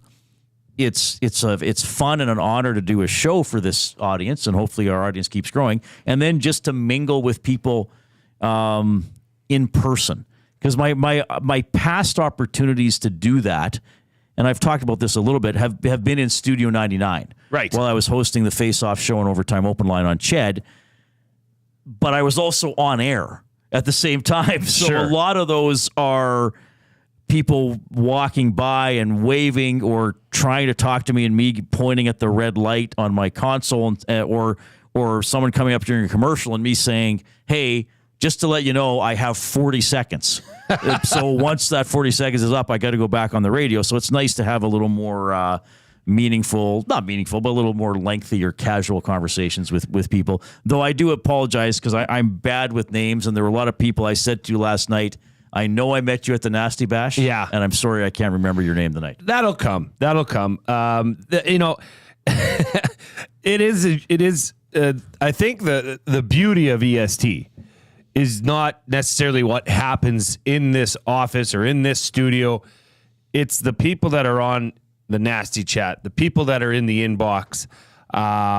It's something that one would not understand, one would not get unless you had the opportunity to sit in our chairs. It is truly fantastic. By far, the best and most appreciative fans and friends of the show are those of EST. There's no question. Castor 1990, he says, the reclining chairs are an acquired taste, Jay. You just have to catch more films there. When the theater isn't full and you have ample space to rock back and forth. And that's what my wife said to do. Was to just use it as a rocking chair. She was just laughing at me because I was just clearly, annoyed with the chairs. Brett Kellington says, funny, I feel like Jay is always so positive, but it's funny to hear him be a little salty about that incident and the chairs. Yeah. Well, the incident was that guy had that guy had it coming to him. It's one of those guys that was there just to get kicked out. He was looking for His something. behavior wasn't welcome by anybody. Yeah, and a lot of big fellas around there too. So I don't know how that would have well, I know how it went for him. He ended up face down in the middle of Gateway Boulevard and White Ave. Mitchie R says, LOL, chairs are part of the charm of the old Garneau. And yes, I get that. I do get it. Eugene Pski, love the new show. Great drive home discussions and construction. Curtis says, hey guys, so sad I couldn't make the Esties last night. I also feel like the whole family of Nasties are a good bunch. And I would disagree with you, Curtis. I don't think they're a good bunch. I think they're a great bunch. Yeah, I think it's incredible. And your parents were there. What'd your parents think? My parents were good. Well, they're just very happy to be there. They're thrilled to be there. I mean, I'm not going to. They're incredibly supportive parents, and they're really happy for. They've been happy to meet everybody at EST, and you and April and Dusty and everybody else. They I guess the one person they knew was Tom. Yeah, everybody knows Tom from before a little bit, but they were pretty thrilled to be there and just thought it was a cool production. And again, to see all the happy Nasties there, so they were pretty thrilled. Well, and they did not go to Hudson's though. And you know what's neat? And Ashley chimes in. What a night! So well done, Maddie, and all. Epic time. Great to meet you at Hudson's. Reid. Yes, I saw Ashley later in the evening. Yeah, I think I was on my third beverage, so getting a little sleepy. Feeling good. That's what we'll say. This is something that is a neat introspective into, and I heard this earlier as well, is that, a couple fellas brought their wives that, not necessarily the EST diehards or nasties, you know what I mean? But they were shocked and awed at the, I would say, the general seriousness of the awards show. I mean, it wasn't serious at all, but the production of it was certainly a professionally done show. It was a professional. Yeah, you're darn right it was. And that even like my wife couldn't stop videoing. It was real. It was a real award show. And I gotta say, my wife looked fantastic. She did. Am I allowed to say that? She looked awesome. You wouldn't be the first one to say that to me. And I've heard a lot of. Holy small! You've outkicked your coverage today. How did you end up with that girl? And I've heard it all. Well, so at that, and you've aged. She does not appear to have aged as much. She's gone reverse. Yes, I don't know. She's younger than when you met. I don't know how she does it. For the first time, speaking of awards, do we have an off-topic topic that has fallen a little flat? No, we haven't talked about it enough. There's been so much stuff going on. Well, this is otherwise, and this is fun now. I mean, the show's always fun, but now we're really getting into some Oilers stuff happening. And now the Elks are back. So the first week we had the Labor Day rematch sweep, and then we get into a bye. And now we're going a little Here's more one that I flagged earlier, and to name it. Renaming NHL awards. No, this is the name. To name it. Oh, sorry. Came in the EST inbox. And somebody else chimed in something to the same sentiment. We changed the trophy names. Next thing you know, the Stanley Cup is renamed to the Scotiabank Rogers Bell Esso Dairy Farmers of Ontario Cup. That's the concern, right? But I know that person's joking around. That would be a concern, and we talked about not too far away, right? But some of these awards in the NHL are named after the person, over 100 years ago, or the turn of the century, the previous century, not the one we lived through, by who donated the award. And I think in pro sports, that's not as relevant. Like if I sponsor the Pee Wee D division in Ardrossan, and the division was going to shut down if I didn't put forward my money, then I could see that they'd call the trophy the Reid Wilkins. I don't. But hypothetically, sure. Or the John Smith gives money. But if I'm donating an award to the National Hockey League because I want the person with the most assists to have a trophy, I don't think it should be called the Reid Wilkins Trophy. Right? Yeah, no, I understand that. And Easy E in the nasty chat, the topic was if you were to rename, or is it time to pick rename an award or two? Yeah, the NHL trophies and awards. And I'm kind of a sentimental guy, a bit of a historian. I don't know. This might be a little bit too deep for, but I don't care. I have a problem. I say what I feel. I'm a history minor, so I do like history. I do love appreciating history and acknowledging that if you don't respect and learn from history, it will repeat itself, right? Mm-hmm. That's generally the take. I would say leave the names. They have they have a meaning. It may not be as worthy as what we may think. Like the Norris Trophy could very well be the Bobby Orr Trophy, but I would say leave it. And that's that's just the way things are right now. People like to try and change history by changing its name. I mean, you live in a part of Edmonton that is currently going under a renaming. Oliver, right? Yeah, but I'm not just suggesting the awards get changed for No, and I'm because of just saying, historical controversies. I'm just saying update it. It seems like there's a lot of that happening, right? It seems like that's happening in a lot of non-sports related areas, and there's some sanctity to this as well. These names, right? They've been around since, are you 1924, 1932, right? Are you a descendant of Lady Bing? Is that why you don't want to change it? She's my great-great-great-aunt. I'm so proud of you, Jay. Defend my honor and my trophy. Yeah, That's how she sounded. So chime in. Rob says, hey, guys, how about this? Instead of renaming a trophy after Johnny Gaudreau, why don't they create one? Well, that's an idea, too, for somebody. Yeah, that's much. Because there was, and thanks, Rob. Rob's always first in the show. He always announces which show it is. Oh, nice. So we appreciate you. And he just wants to keep that record intact as to how many shows we're at. But there was a lot of people mentioning, after the tragic passing of Johnny Gaudreau and his brother Matthew, that maybe that could be something in an appropriate way. Yeah, in an appropriate way, and that would be it. That would, we weren't on air yet. When Gaudreau with the Gaudreaus passed away, which was awful. Okay, and that's a kind of more serious take on it for sure. All right. 780-218-9999 is the EST inbox. The Nasty Chat is humming on YouTube. We will get to my top 3 more hockey-related changes, but not with trophy names. But first, we got the Coupe.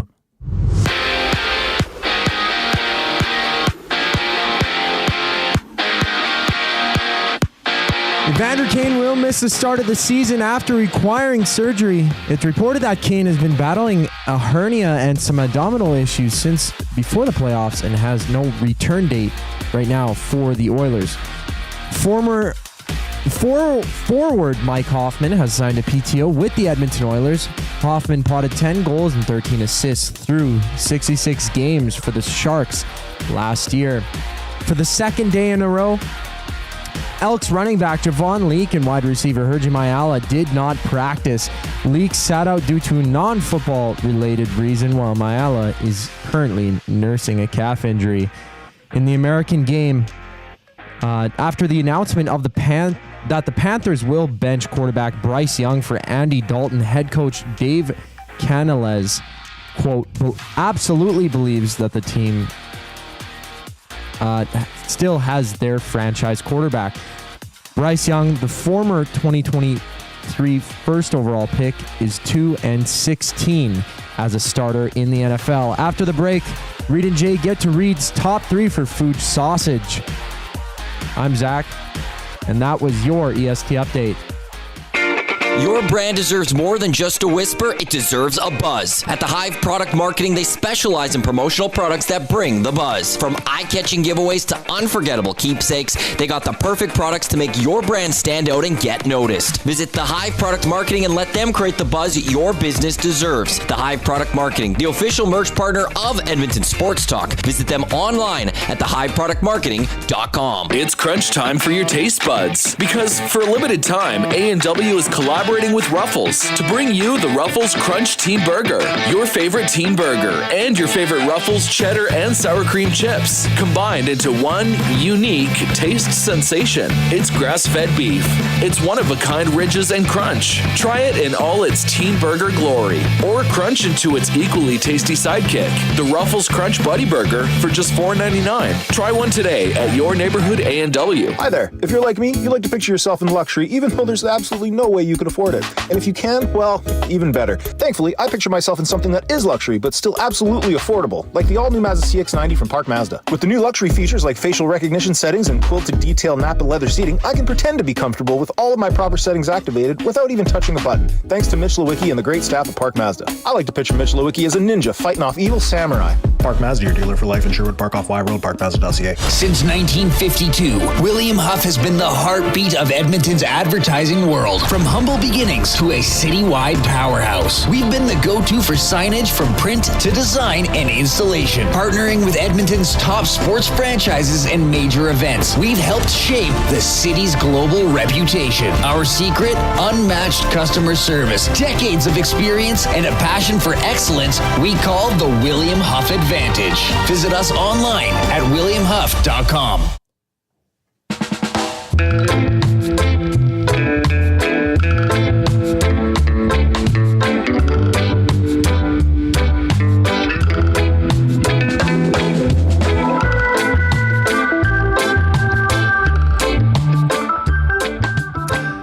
Welcome back to the Reid Wilkins Show with me, Jay Milne. This renaming stuff, Big Uke. I always go back and forth on renaming. There is such a disconnect between those trophies, who those trophies are named after, and the current generation.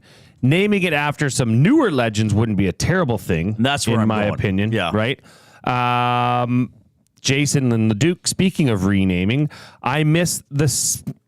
It was Smythe. Oh, the old divisions. Pacific, Norris, or Spice, Norris, Patrick, and Adams division. Yes. And there's an Adams trophy for Coach of the Year. There's Why a did Norris they trophy. change that? Why was that? I think to the Pacific and I don't know if it was Bettman or somebody else, but they just thought the geography was easier for people to follow. Because then there was the Campbell Conference and the Wales Conference. Prince of Wales Conference, yes. Right? Yeah. So I guess it's not outside of the realm of possibility. No, the trophies, the Campbell Conference still goes to the West champion. So the Oilers won the Campbell, or is it the Campbell Bowl? Yeah. The Prince of Wales trophy still goes to the East. But you could, I don't know. I'm not saying, so I'll just use the Hart as the hypothetical since that's the MVP. So if they renamed the Hart, you wouldn't say Wayne Gretzky won the name. You'd still say he won the Hart, and we'd know in that era it was the MVP. But going forward, it's now the Wayne Gretzky trophy. So, and I know it's like, so say McDavid won. He won 3 Harts and 2 Gretzkys. Well, he won 5 league MVPs. That's really what people refer to it anyway. I just think there's a point where there's no connection to me, Lady Byng, I'm sure she was a wonderful person, but who is Lady Byng?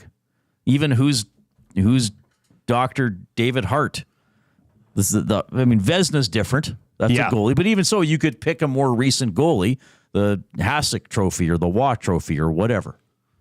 I just think it's a fun discussion, but I do think for an off-topic topic for William Huff, it's something that we should think about. I mean, they changed the Lester B. Pearson to the Ted Lindsay because they thought maybe it should be named after an actual hockey player, not a former prime minister. That's not a political comment. I have no idea what he was like. So some historian, Lester B. Pearson, how dare you?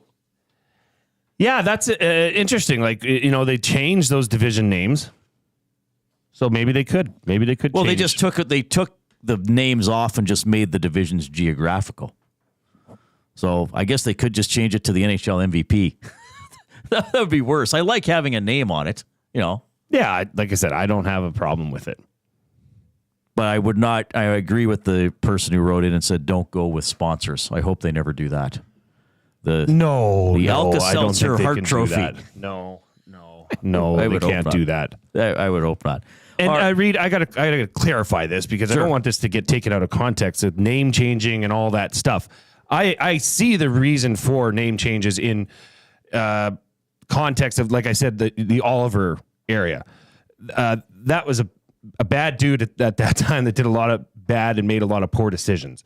What I was saying is that taking those away and taking those names down, do we learn from it?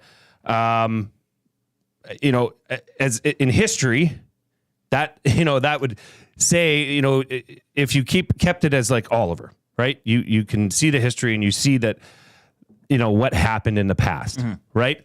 And when you change the name, are people going to remember that and realize that was bad and never again kind of attitude. Or just learn right? things in context, which Yeah. is not what we're talking about with the trophies at all. I just wanted to clear that now up. So we're that on was, we're on an off topic related to the off topic topic.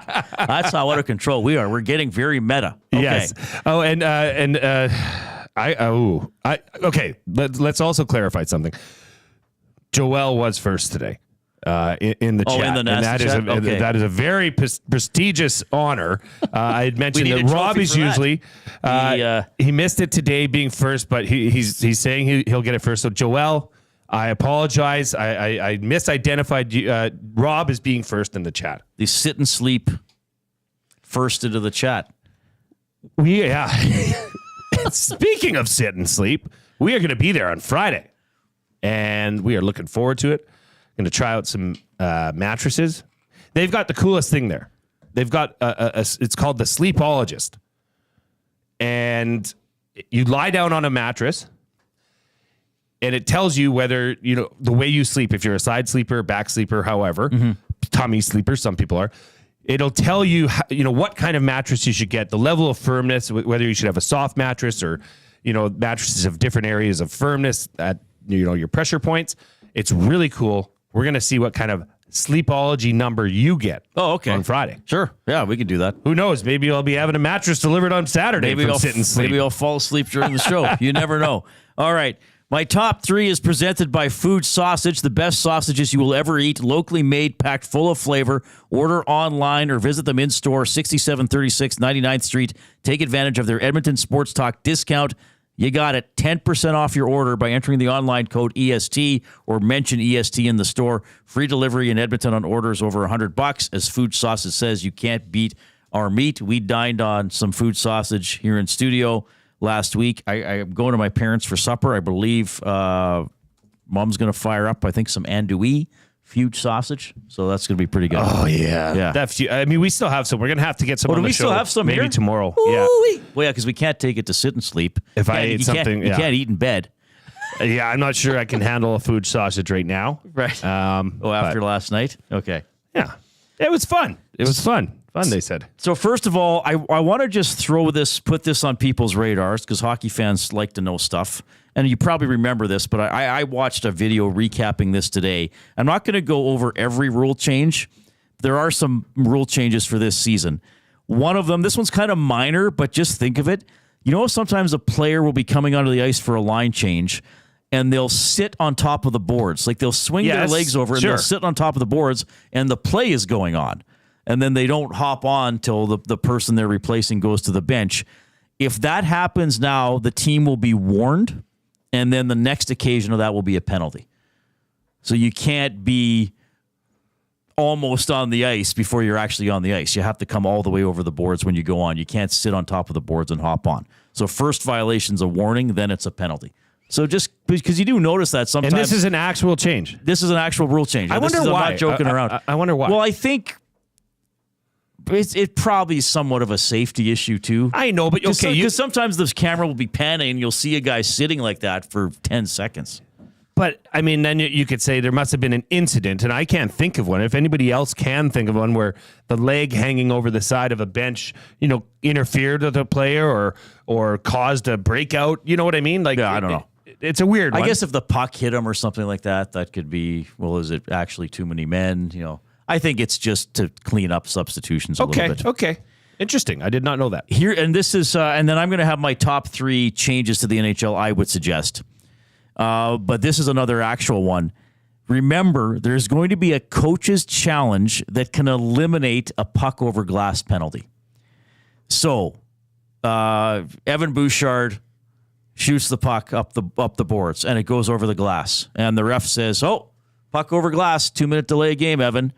Chris Knobloch could say, No. That deflected off a stick, or that deflected off the glass. We want to challenge it. So it could remove a puck over glass penalty. Now, if the challenge is wrong, if they look at it and say, "Hey, coach, that was straight out. You've delayed the game again," it's going to be a 5-on-3. It's a double? Yes. Yeah. And you can't make a challenge to add a penalty. So it can't be I shoot the puck if over it was the missed. boards. Yeah, and so you can't challenge to say, oh, hey, you said it was tipped, but I say it went straight out. You can't. You can only challenge to eliminate a penalty. So punitive, though, because it's a 5-on-3 if you're wrong. I love it. Yeah, I don't mind that. Don't they review it sometimes already? No. They gather, but they don't video review. Okay. Yeah, they will gather and talk. But now, now it's up to the coach to challenge. And again, penalty if you're wrong. How often do you feel that is misjudged, or like the ref gets it wrong? Because you said that they have to call it as a penalty first. Right. If there is a penalty, this can rescind a penalty. So I don't know. I think we'll see a few of these. Okay. Or late in games, you might see it. If the coach isn't sure, you might say, it's worth a fishing expedition if we're already losing. So anyway, that just something to remember. That's another coach's challenge that has been added. Here are some changes I'd like to see on and off ice rules. And I've harped on this for a while. I know it would create a different look to the standings. I know it would make the math when you look at the standings a little bit different. But I have always been a little miffed as to why losing a game in overtime is worth more than losing a game in regulation. But winning a game in regulation is not worth more than winning a game in overtime. So I would like to see them go to the 3-2-1-0 point system. 3 points for a win in regulation, 2 points for a win in overtime or a shootout, 1 point for losing in overtime or a shootout, no points for a loss in regulation. And really, I'm at the point, I know now you could have a team get 165 points, if they had a great season and won 55 games in regulation or whatever. But I don't know. Records change all the time. The thing people remember most from the season is the Stanley Cup. It's just, to me, it's counterintuitive. Like all wins are worth the same, but all losses are not equal. Well, if you're saying all losses are not equal, then conversely, all wins should not be equal. So I'd like to see 3 points for a regulation win. What about an overtime loss of 0 points? And I've had that suggested to me in the past as well, that it should be, you could have the standings just like football. Well, I guess there the odd, CFL's had 2 ties. The NFL might have a tie every year or two. You could just say, if you lose, you lose. We don't care if it's 3-on-3 or in a shootout. We're only going to have 2 columns. You either win or you lose. Or you could say, somebody's pitched to me once that a regulation win is 2, an overtime or shootout win is 1, and all losses are zeros. That'd be kind of interesting too. Yeah. You'd only get a point for winning in overtime, but I don't know if you'd want to do that. You still have to motivate. That would lessen. That would decrease the points historically compared to other teams. So anyway, and they do this in most international tournaments. The PWHL does it. But I don't know if the NHL will ever go to a 4-column system. As soon as you announce your top 3, somebody chimed in the EST inbox. I don't know who it is. Let's see. There's no names. My biggest change would be 3 points for a win, 2 for an overtime or shootout win. This is really interesting to me because I think all the topics I've had, there's always been at least one listener that anticipated something I was going to say, or very much so. Yeah, which is kind of neat. I know we got to clip along here because we got Jason Shivers coming up. I would go to what the Western Hockey League has done with kicked in goals. If your skate is in the crease and the puck goes in off your skate, it is disallowed, whether you use the kicking motion or not. Because really, you're not supposed to be in the crease. I know you can chase a loose puck into the crease, but ideally, you're supposed to use your stick to score. Now, but the WHL also says if you're outside the crease, like Andrew Peard, who was Oil Kings play-by-play, he's now Oilers media relations. A few years ago, Trey Fix-Wolanski kicked a puck from the face-off dot and beat the goalie, and it counted because it was outside the crease. I would still say that if it's outside the crease, they can still look at a distinct kicking motion. But just to simplify it, inside the crease, if it goes off your skate, it shouldn't count because that's the goalie's area. So you're saying that the forward that fires the puck into the in front of the net and it deflects off your centerman's skate and goes in, disallowed because it's in the blue, right? And that Blake Coleman goal in the Battle of Alberta, that was controversial, which they did wave off and help the Oilers. That would have been no debate. I don't mind that. And then here's my other one. To give further advantage to the team on the power play, that if you ice the puck while shorthanded, it's called icing.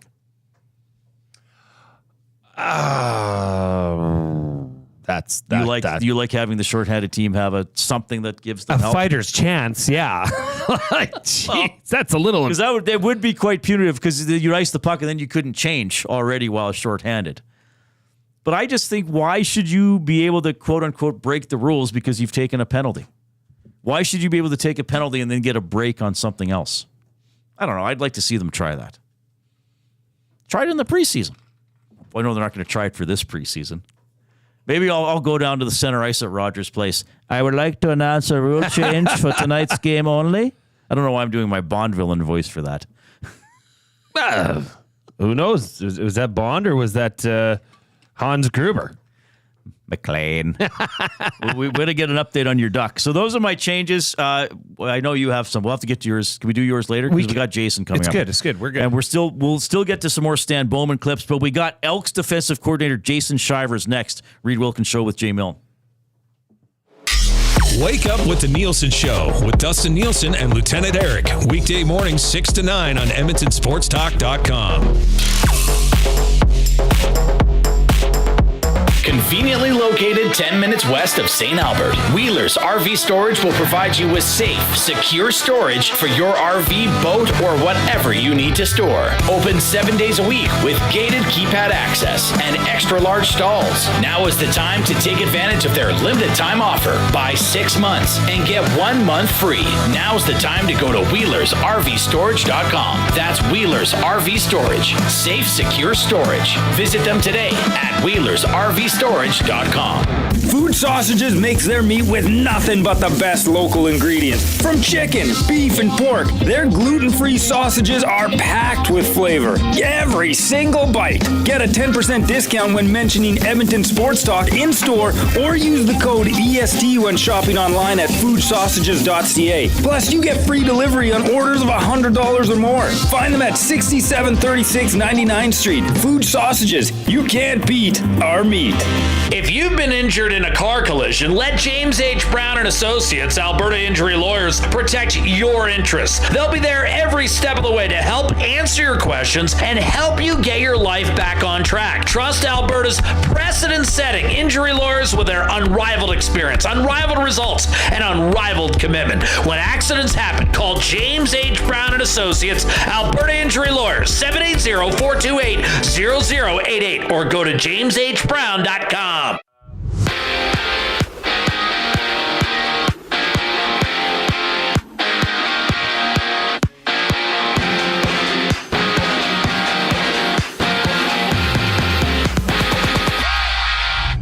Former Oiler Zach Kassian will now join the team as a pro scout. Kassian played over 400 games for the Oilers and is a 12-year NHL veteran.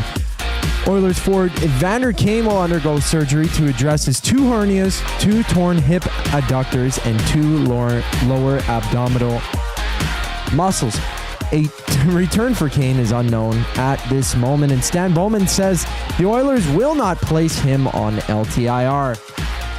Former Senator Mike Hoffman has signed a PTO with the Oilers.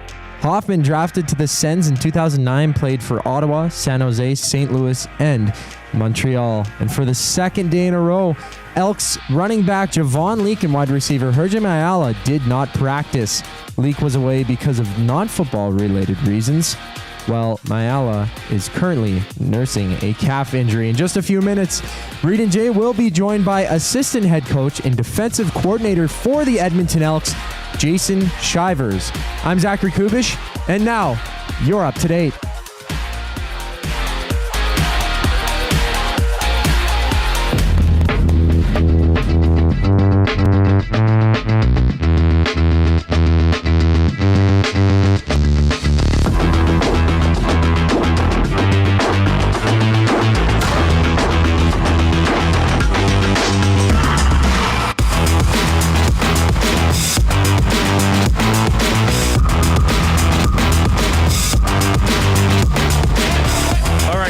For tuning in this afternoon, 3 minutes after 5. Jay Milne, Reid Wilkins with you. In a minute or two here, we'll be joined by Jason Shivers, defensive coordinator for the Edmonton Elks, who We know the story. They've turned it around to get to 5-8 after an 0-7 start. We had Derek Taylor from the Bombers play-by-play chair on earlier. They're 7-6 after an 0-4 start. So interesting showdown coming up on Saturday at Commonwealth Stadium.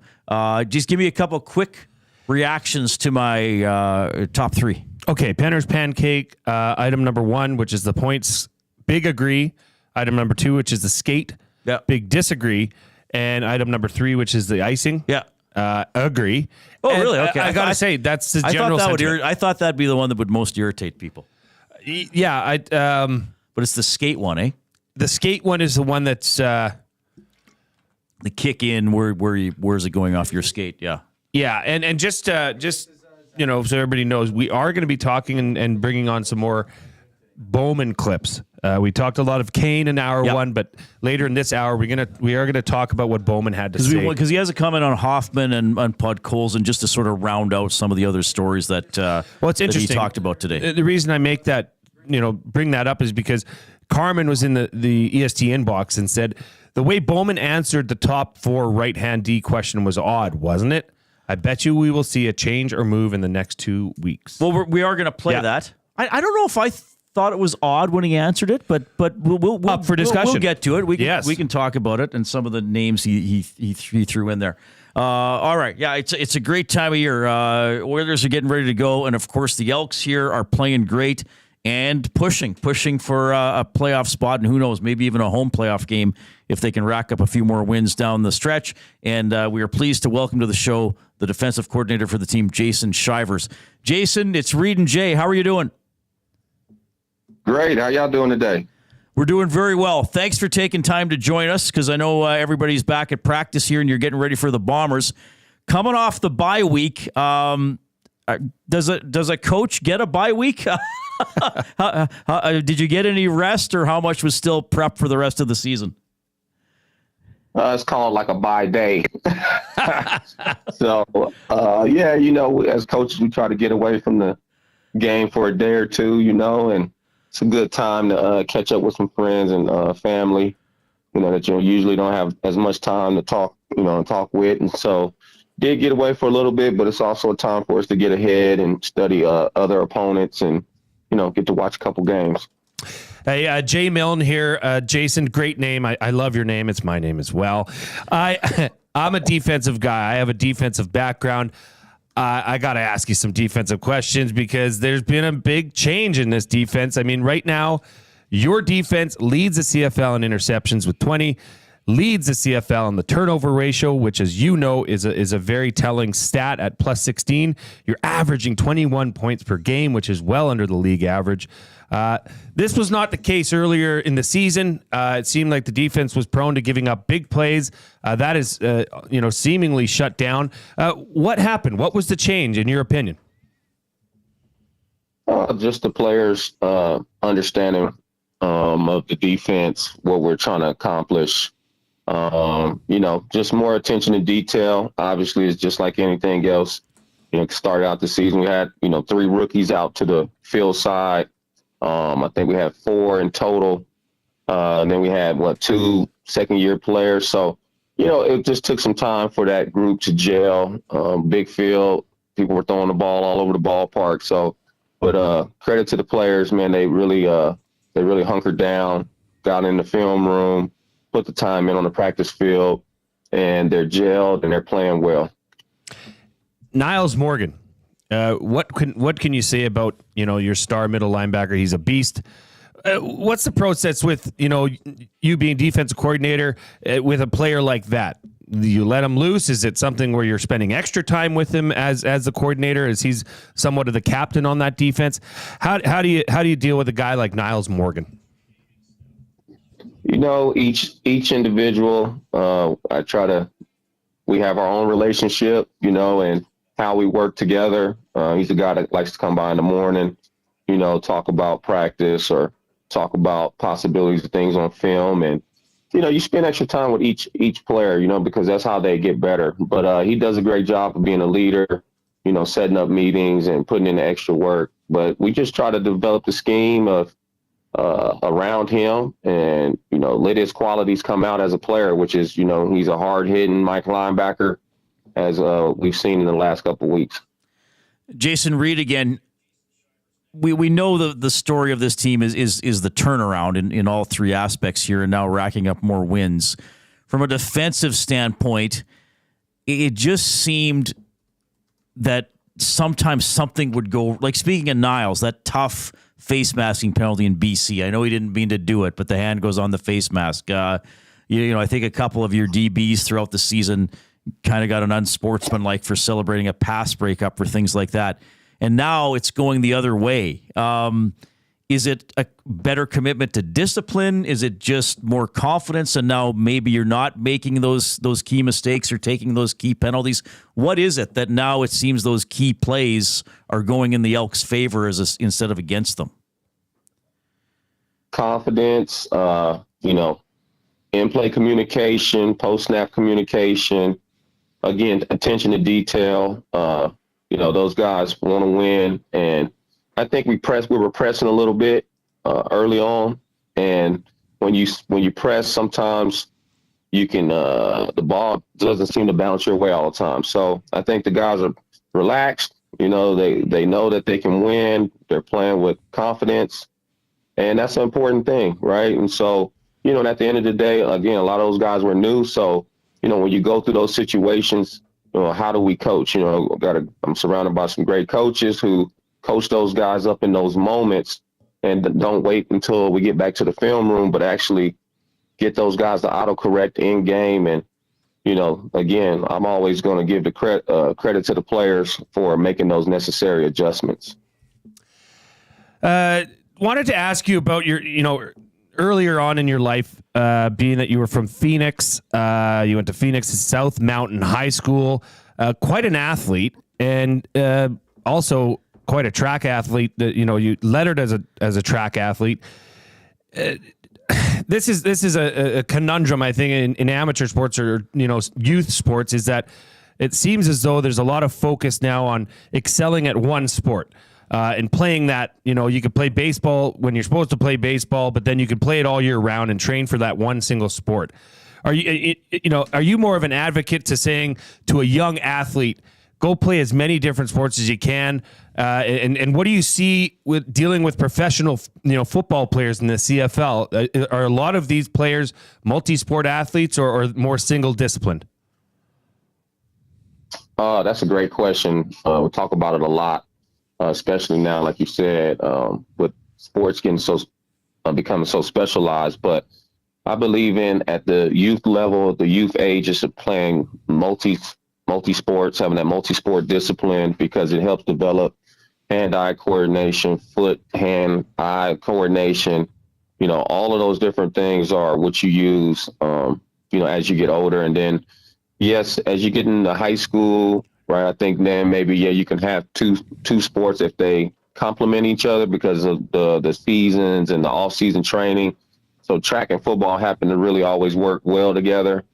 And then as you get older, yes, at some point in time you have to pick. I played baseball as well growing up, so soccer, baseball, basketball.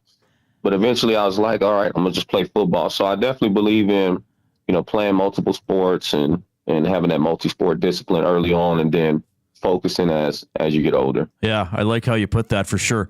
I should just throw you one more here, because the quarterback you're going to be facing in the next two games, even though his stats might be a little down this year, has been a preeminent player in this league for 5 or 6 years, and that is Zach Collaros. I know you're not going to open up the playbook to me, but he's tough to defend, right? He's accurate. He can get away. Just tell me a little bit, or what you can offer anyway, about game planning for Zach, who's just kind of one of those guys that is athletic and then also has that ability to figure it out on the fly.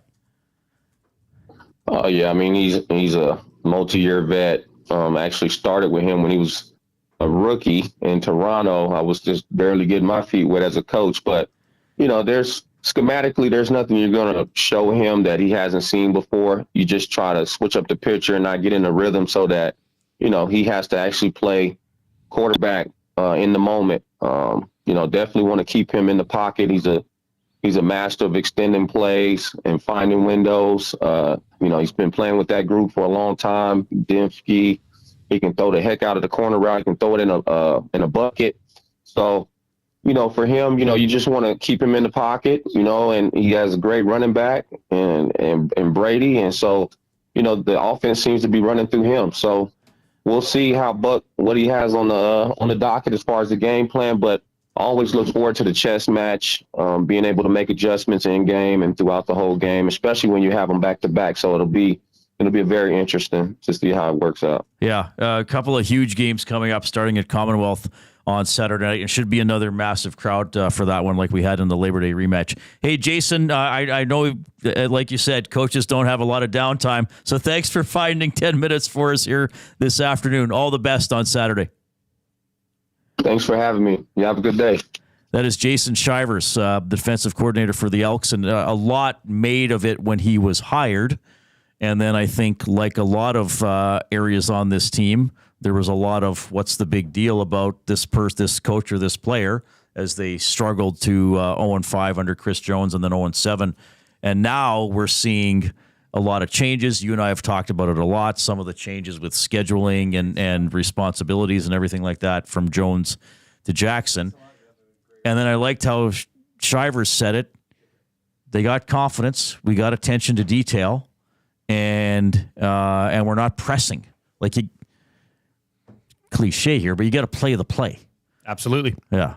And it's funny that as professional athletes and having to adjust and get used to a defensive coordinator system. Mm-hmm. And it can take time if it is, maybe not a complex system, but there's layers to it, obviously. Because early in the season, that team just was lost at sea at points. Mm-hmm. You'd be saying, well, who's covering that guy? Right. Well, nobody, as it turns out, because that was part of the process of learning that and getting those fine details hammered home. And I loved that answer he gave about being a multi-sport athlete as a youth athlete. I just love that because it's true. In our house, that's our rule. Play them all. Play anything and everything. And that's the big debate. I mean, certainly the number one sport is discussed is hockey in this country, but even for some young kids, it's a 10 or 11th month almost profession when you're, 9, 10, 11 already. Well, and here's the news. I'm going to break it to you, folks. Your kid's not Connor McDavid, okay? Very, very, very, very, very, very, very, very few athletes actually end up playing professionally. It's 0.000000000, many 1%. Yes. Focus on the fun of sport. Focus on what Jason Shivers said. Learning those, hand-eye coordination, all that stuff that's going to stick with you for the rest of your life. Lessons in sports. We talked about it earlier. I had a rant about it on the Hangout about the pros of sports. There's so much to learn in losing. There's so much to learn in being cut. Right. And that's through playing multiple sports. I love it. That's great. It was great. I pulled up the Ticketmaster here to see, kind of how things are shaking out here at Commonwealth for this matchup, because that was, kind of a question, obviously, was how's the crowd going to be, against Winnipeg, because it was a sold out lower bowl in the Labor Day rematch. And it is, it's looking pretty sold, it's pretty full. The west side always sells a little bit, faster because it's not in the sun, especially in an afternoon game like that. But the east side, I would say right now there's about a tenth of the seats left. Which is good. Well, the team's playing better. I mean, Ford's going to be the quarterback, which, by the way, we shouldn't detract to how MBT played. Hey, if you have, it's like their running back position. If you have a three-headed monster, and right now Javon Leake is not with the team, had a personal issue matter that he's dealing with back home. I hope everything's well. Their thoughts with that, but you have depth at that position. That is a great problem to have. Yeah, and it's not. I almost feel bad for Jarius Jackson because it's not like McLeod Bethel Thompson was playing bad, but Jarius Jackson knew if I don't play Trey Ford and he's healthy, there will be what to pay with this media landscape. But again, that's the great thing. They're not mistake free, No. But the mistakes aren't as big. They aren't as often. And now when they're happening, it's not, oh, great, we were down 3 and now. I mean, NBT made a horrible interception in the Labor Day rematch. It brought Calgary within 14 with 6 minutes left. Yeah. You're still likely going to survive that. I know it made it a little more tense, but you're likely going to survive that. But good to have Jason Shivers on the show, as he's part of he's one of many, many people in that green and gold locker room who has helped them turn it around. But a couple of big games coming up against the Bombers. And hello to you, Tyler in Terwilliger, who chimes in the Nasty Chat. He says, "What up, Nasties? Hello, Jay and Reid, joining the Nasty Chat now after streaming all day." Oh, good. Appreciate that. So we do appreciate that. And we appreciate all our listeners, and we appreciate the Coob. The Coob is going to deliver. How about for this sports update, you wrap it the whole way, Coob? Oh, my God. No, Coob, thanks. The Coob. No. It's your time. No rapping. No rapping. No rapping.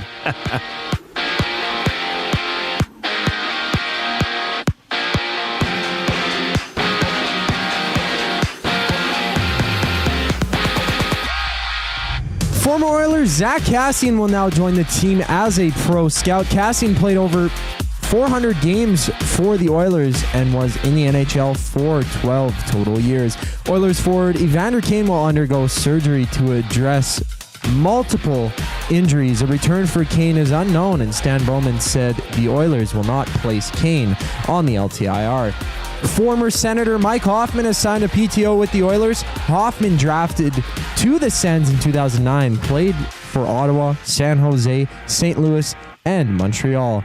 The LA Rams have decided to not place wide receiver Cooper Kupp on the injury reserve. Kupp is currently in a cast, but head coach of the Rams, Sean McVay, says being placed on the injury reserve is still a possibility for Kupp.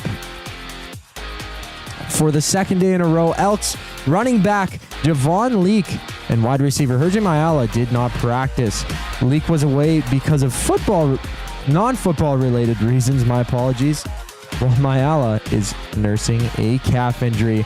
This sports update has been brought to you by Sit and Sleep. The wait is over. Sit and Sleep is now open. Celebrate with 20,000 square feet of savings on the trendiest furniture, home decor, and mattresses. Apply for your Sit and Sleep card today to make no payment for 18 months interest-free. And Reid Wilkins and Jay Milne will be live from Sit and Sleep this Friday. The entire show.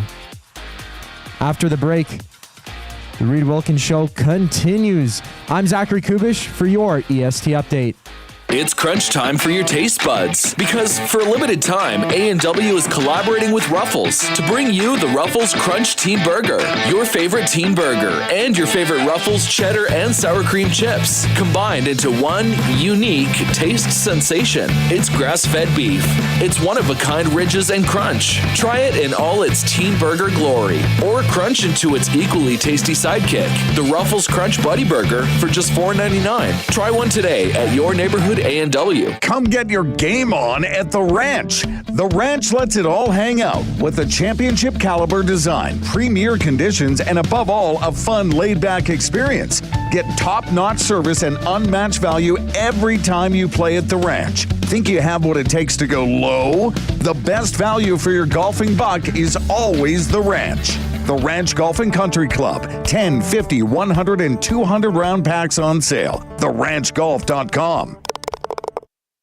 Celebrate the grand opening of Sit and Sleep and discover a revolutionary way to shop for mattresses. Stop in today for a free pressure point scan using cutting-edge technology so sleepologists can identify the perfect mattress for you. Right now, you'll get free local delivery on any mattress over $5.99 and receive a bamboo cooling mattress protector. Get grand opening savings now with every mattress on sale. Join us on location today for the celebrations at Sit and Sleep in South Common next to Planet Fitness. Edmonton Sports Talk delivers a mass audience of key, influential customers to your business, all while you associate your company brand with the biggest names, the hottest sports news, and teams from every league around the globe. Oilers and Elks, NHL, NFL, Major League Baseball, and the Association, Formula One, soccer, golf, oh, sweet Mama, the excitement is palatable on Edmonton Sports Talk. It's where fans go to get their sports fix and where our partners find the most loyal consumers. Contact us today and see how our team on Edmonton Sports Talk can score the biggest goals for your business. With various advertising options available, email business@edmontonsportstalk.com or head to our website and send a message at edmontonsportstalk.com.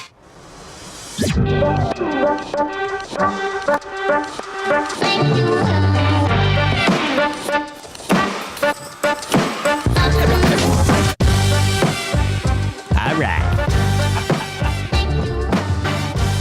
McLean. All right. I'm sick of you quacking, McLean. How's the duck? We should do a quick duck update. The duck.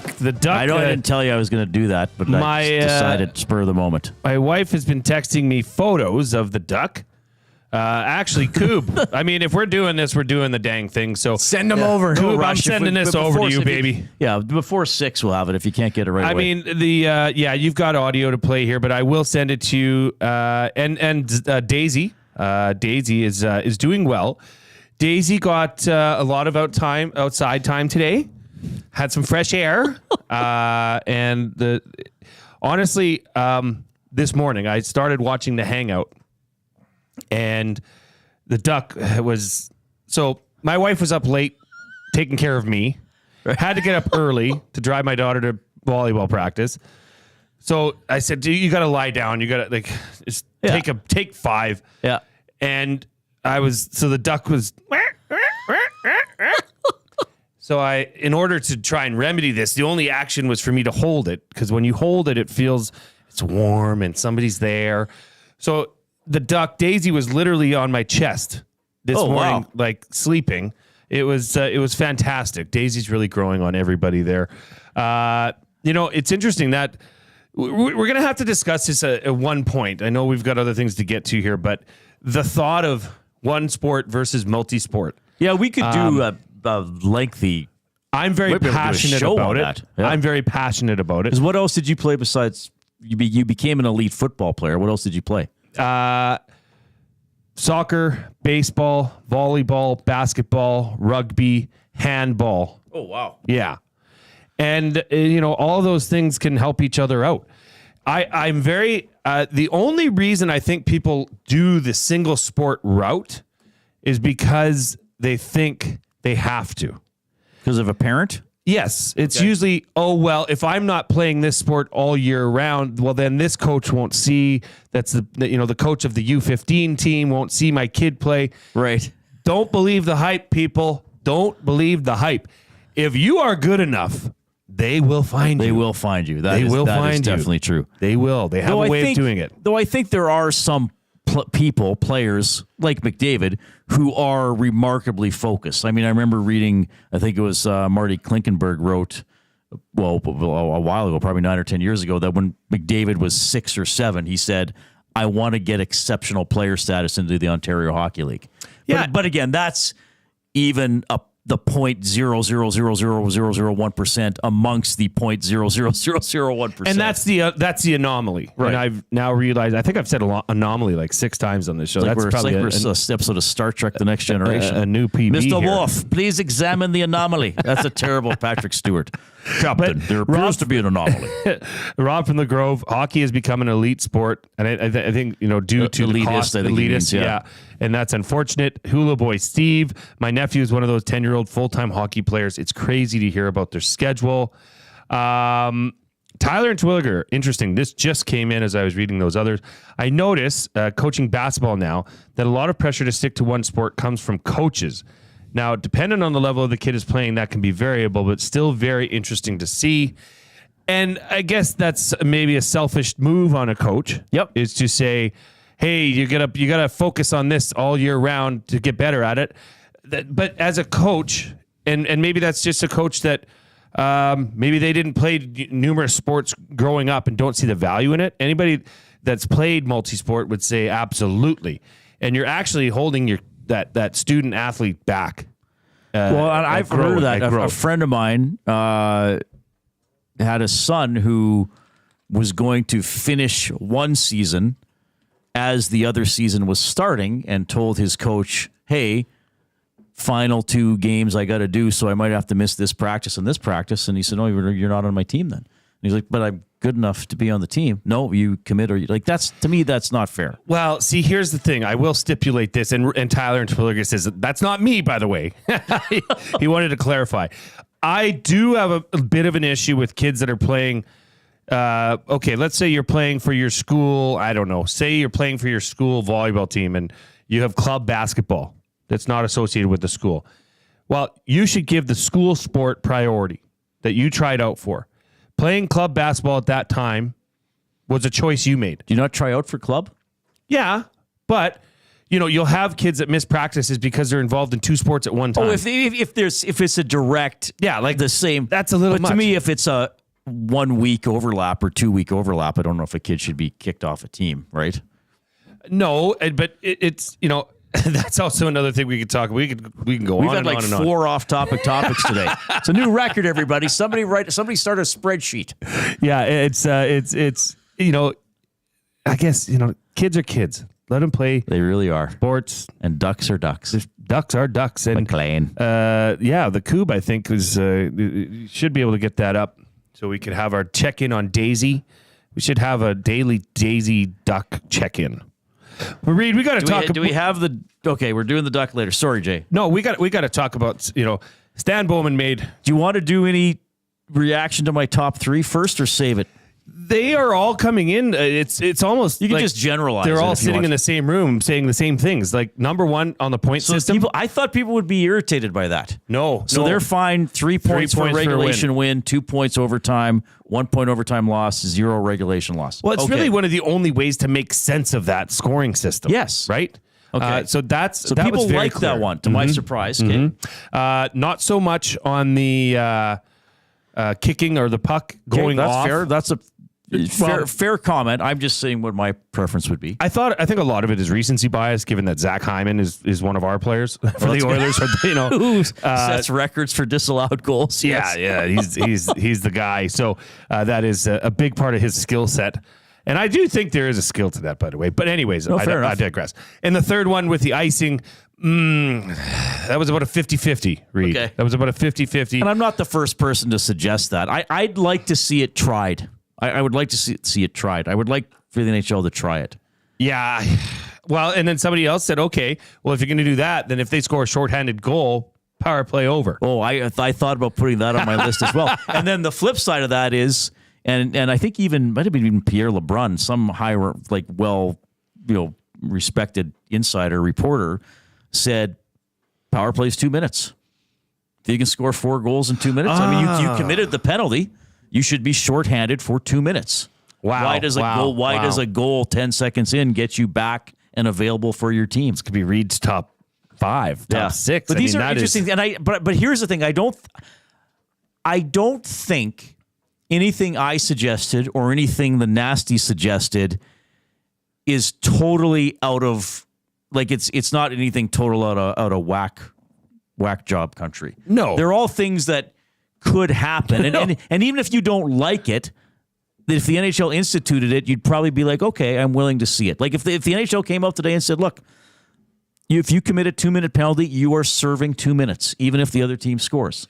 Yeah, not as wacky as the rule that they actually implemented, which is not being able to hang your foot over the bench. You don't like, well, they can't sit on the bench with both. I know, feet like hanging over. that is, who cares? What do you really? You don't like that one. Don't at even all. waste the paper you wrote on to make right. that rule change. Okay, now we'll catch up on some of the Stan Bowman stuff. Again, the headline today is Evander Kane will have surgery in the next couple of days. I guess to summarize, multiple abdominal issues, core issues, I suppose. And he is going to be out for a while. We don't have a timeline. As this is the Oil Understood for GCL Diesel, providers of the best diesel engine components around, from turbochargers to injectors, fuel pumps to sensors. They are the critical engine component experts, proud to serve Edmonton and Northern Alberta for over 50 years, and now a proud partner of Edmonton Sports Talk and the Reid Wilkins Show. GCL Diesel understood. Did you see Cam? Cam is one of the original owners of GCL Diesel. And he was in here signing his new contract with EST, a la Hernan, a la... Oh, I don't know if I was here for that. Zacticum, when they took pictures here signing their contract. Cam is such a beauty. He actually... I showed you the video, right, that he sent in of that one. Yes, the signing with EST. Sorry, I did see that. Yeah, he is a beauty. Him and Michael run a tight ship over there. Awesome guys. Definitely AM nasties, and just awesome. Love to have GCL Diesel as a part of anything Oilers we're talking on here. It's got something to do with GCL Diesel. So my top 3 yesterday was very more of a newsy, topical one, and it was my top 3 Oilers training camp storylines. What's going on with Kane? Well, we found out. It's like they were listening, Reid. It's like, yeah, I'm sure Stan Bowman was like, this chap seems to be onto something. I don't know when he turned English, but I like it. And then one of my other storylines was what's happening on the right side of the defense, because you have Bouchard. Emberson is a younger, probably good player, but we don't really know. You know, Josh Brown's more of a depth guy. Stetcher's more of a depth guy. And then Travis Dermott could be flexible enough to play the right side, but is he really a solution? So we had a nasty say that they found Bowman's comment confusing today. Well, let's get to it. Here is Oilers GM Stan Bowman on the right side of the defense. Yeah, I think we have a few players to mention. Obviously, Stetcher was here last year, but he got injured. He didn't get a chance to play very much. And then we've got Brown and Emberson. So those 3 righties are probably going to show us what they can do in training camp and where they fit on our team. I would expect all of them to play a role for us this year. It's really over the next couple weeks to see who fits where and which one is going to play a bigger role. But I would expect all of them to be a factor for us this year. They bring different elements to their game. Emberson's younger than the other 2. The other 2 are more experienced players. And obviously Brown's a big guy, and he's physical, he's strong. Stetcher has, even though he's a smaller guy, he plays bigger. He's a competitive defenseman with a combination of skills. So I think that's one of the things I'm excited to see is how it unfolds over the next couple weeks here. But we have to sort that part of our game out. That is obviously one thing that's not settled yet. And that's the good thing that's why we have camp and exhibition games to try to figure out who's going to be where. Okay, so I can understand why one of the nasties found that confusing, but I don't think it is confusing, and I'll explain why. Because I think what Stan Bowman is saying is we have 3 players who are options. And then he was asked about Dermott later on and said Dermott, could play the right side, and we'll see. I think it could be construed as confusing or even evasive because he didn't say, oh, here's our depth chart. It's Bush and then this guy and then this guy, which on the left side you would say there is. It's Ekholm and then Nurse and then Kulak.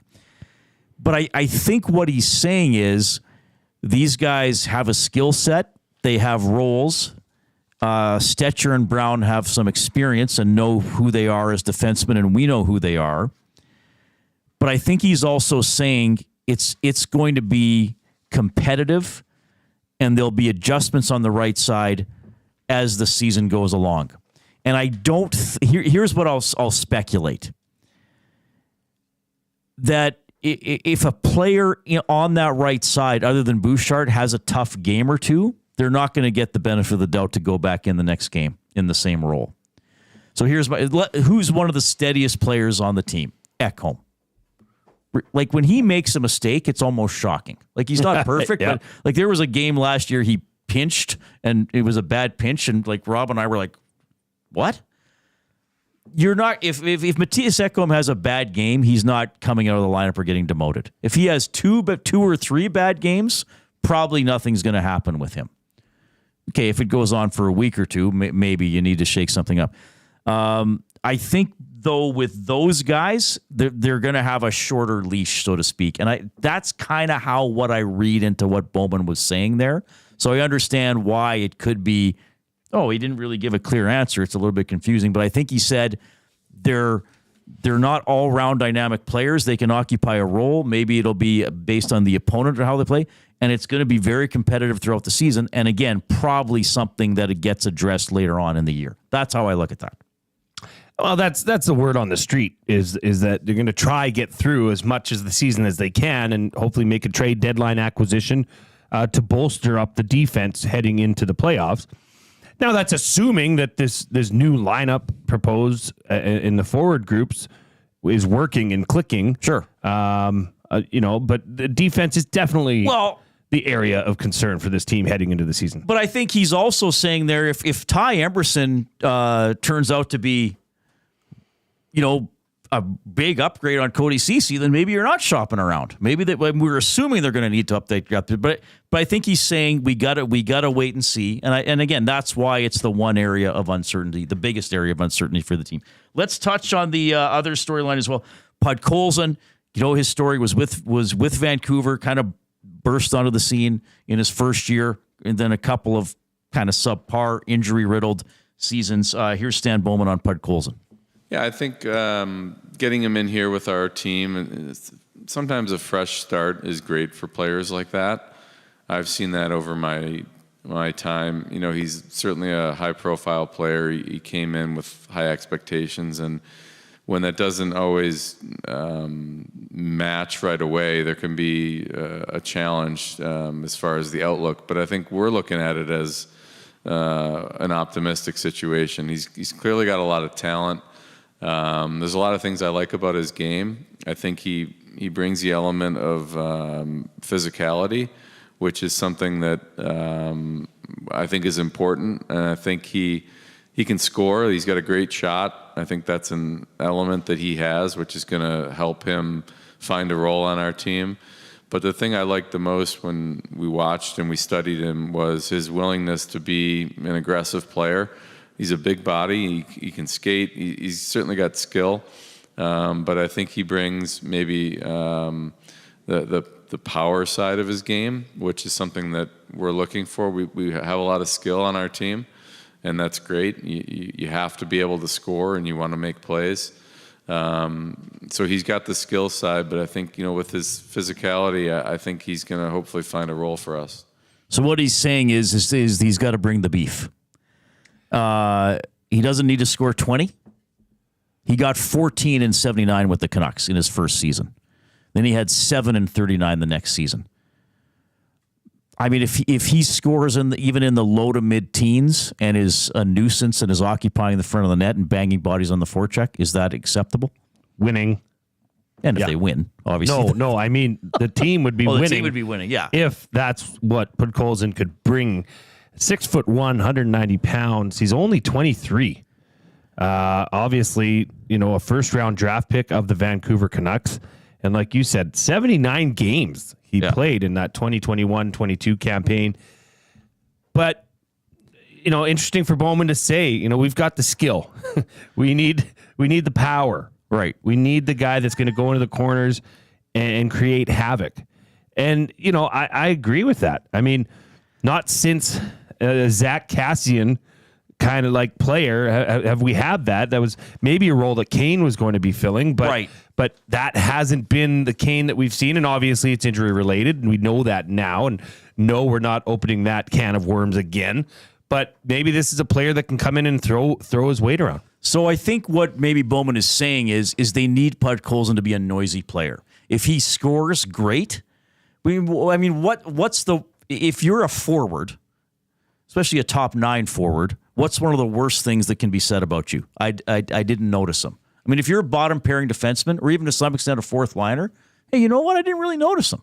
Well, okay, great. You didn't get scored on, is what they're saying. So with Podkolzin, I think he's saying we don't need him to score 20. Maybe they don't even need to score 15. But if we're 5 games into the season and Podkolzin doesn't have a point, but people are leaving Rogers Place because 4 of the 5 for the first 5 games at home. If people are leaving Rogers Place and saying, I love the way that Pud Colson plays, even if he doesn't have a point, then that's a win. I mean, of course you want points and goals. That's the point. But if he's playing 12 to 14 minutes and it's like, oh, he creamed that guy. Or, they didn't score on that shift, but they spent the entire shift in the offensive zone and got a face-off, and then Connor came out on the ice. Or they got an icing. Sure. And then they threw Connor. Maybe that's the bar we're looking for him to clear.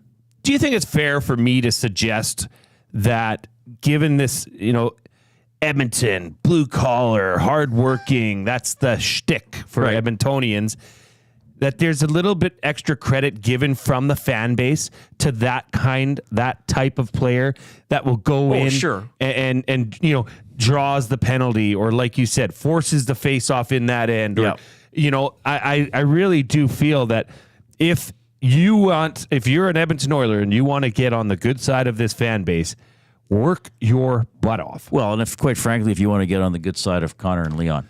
Sure. Because they notice that. Yeah. They notice the little things. And I mean... And again, they know the guy who earned them the face-off against a tired D pairing. That's right. Right.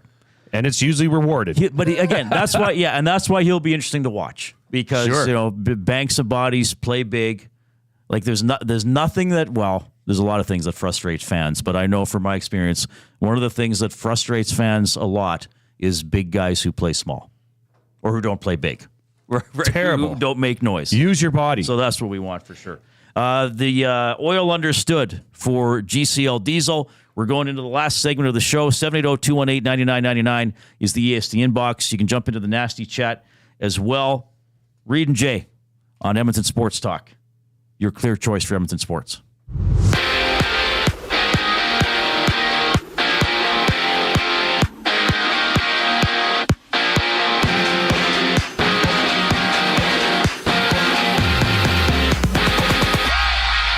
Blue Jays rookie Will Wagner requires a knee scope and should be back in time for spring training. The 26-year-old wraps up his season with 2 home runs and 11 runs batted in through 24 games with the Jays. The Jays are back in action tonight against the Rangers just after 6. Oilers forward Evander Kane will undergo surgery to address multiple injuries. A return for Kane is unknown, and Stan Bowman says the Oilers will not place him on the LTIR. Former Oiler Zach Kassian will now join the team as a pro scout. Kassian played over 400 games for the Oilers and was in the NHL for a total of 12 years. Former Senator Mike Hoffman has signed a PTO with the Orange and Blue. Hoffman, drafted to the Sens in 2009, played for Ottawa, San Jose, St. Louis, and Montreal. And it was the Seattle Seahawks running back Kenneth Walker III not practicing today due to an oblique injury. He did not play last week, and his availability for this weekend's game is unknown. This sports update has been brought to you by Wheeler's RV Storage, conveniently located 5 minutes east of St. Albert. Wheeler's RV is your safe and secure place to store your RV, boat, or whatever it is you want to store. Visit them at wheelersrvstorage.com to take advantage of their limited time offer. Buy 6 months, get 1 free. Go to wheelersrvstorage.com today and get your storage needs taken care of.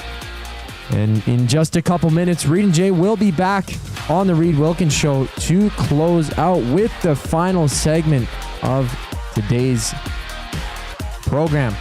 I'm Zachary Kubish for your EST update.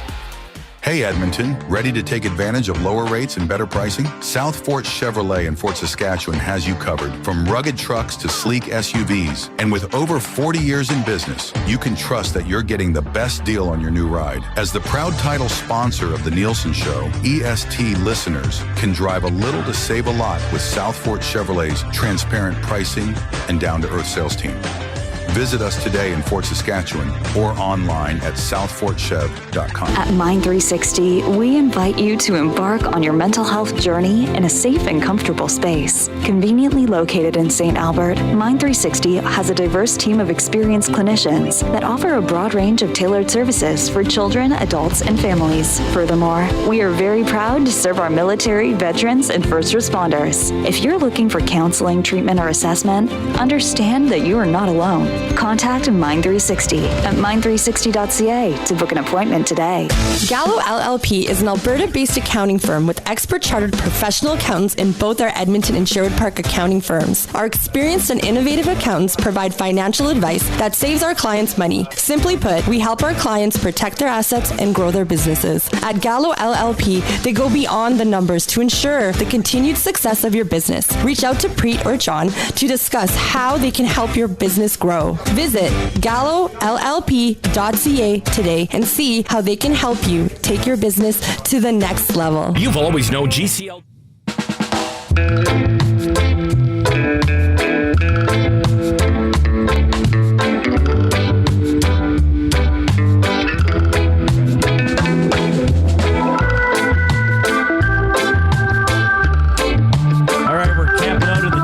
Brown studio. James H. Brown personal injury law firm, the heavy hitters of injury law. With over 200 years of experience, James H. Brown will get you the settlement you deserve. JamesHBrown.com. Book your private consultation today. Final 11 minutes of the show. I think we actually get to go to 6 today. Matthew had us wrapping up early yesterday at the Garneau. Yeah. Hey, get out of here. I need this equipment. That's exactly how he sounds. Okay, he was a little bit anxious. He did a great job, right? as we were saying. I think easily understood as to why it was, and seeing now what he was, prepped for, quite the accomplishment. He did a great job. The Estes was an incredible event. Thanks to everybody who came and to everybody in our audience. Interesting. Just getting back to that Podkolzin discussion and Abutski 05 in the nasty chat. Aside from them both being Russian, how does Podkolzin compare to Klim Kostin when he came here? Interesting, right? Both kind of the bigger guys, bigger bodies. Was he? How old is Kostin now? Was he a little younger? Podkolzin? No, he might be the same age, or relatively speaking. Because Kostin was they were about the same age when he came. Podkolzin a slightly higher draft pick and already had a 14, like Podkolzin already has a decent season under his belt. Kostin did not. I would think Kostin would have been and then turned out to be a little more willing to fight. I don't know if Podkolzin had a fight with the Canucks. I'd have to check.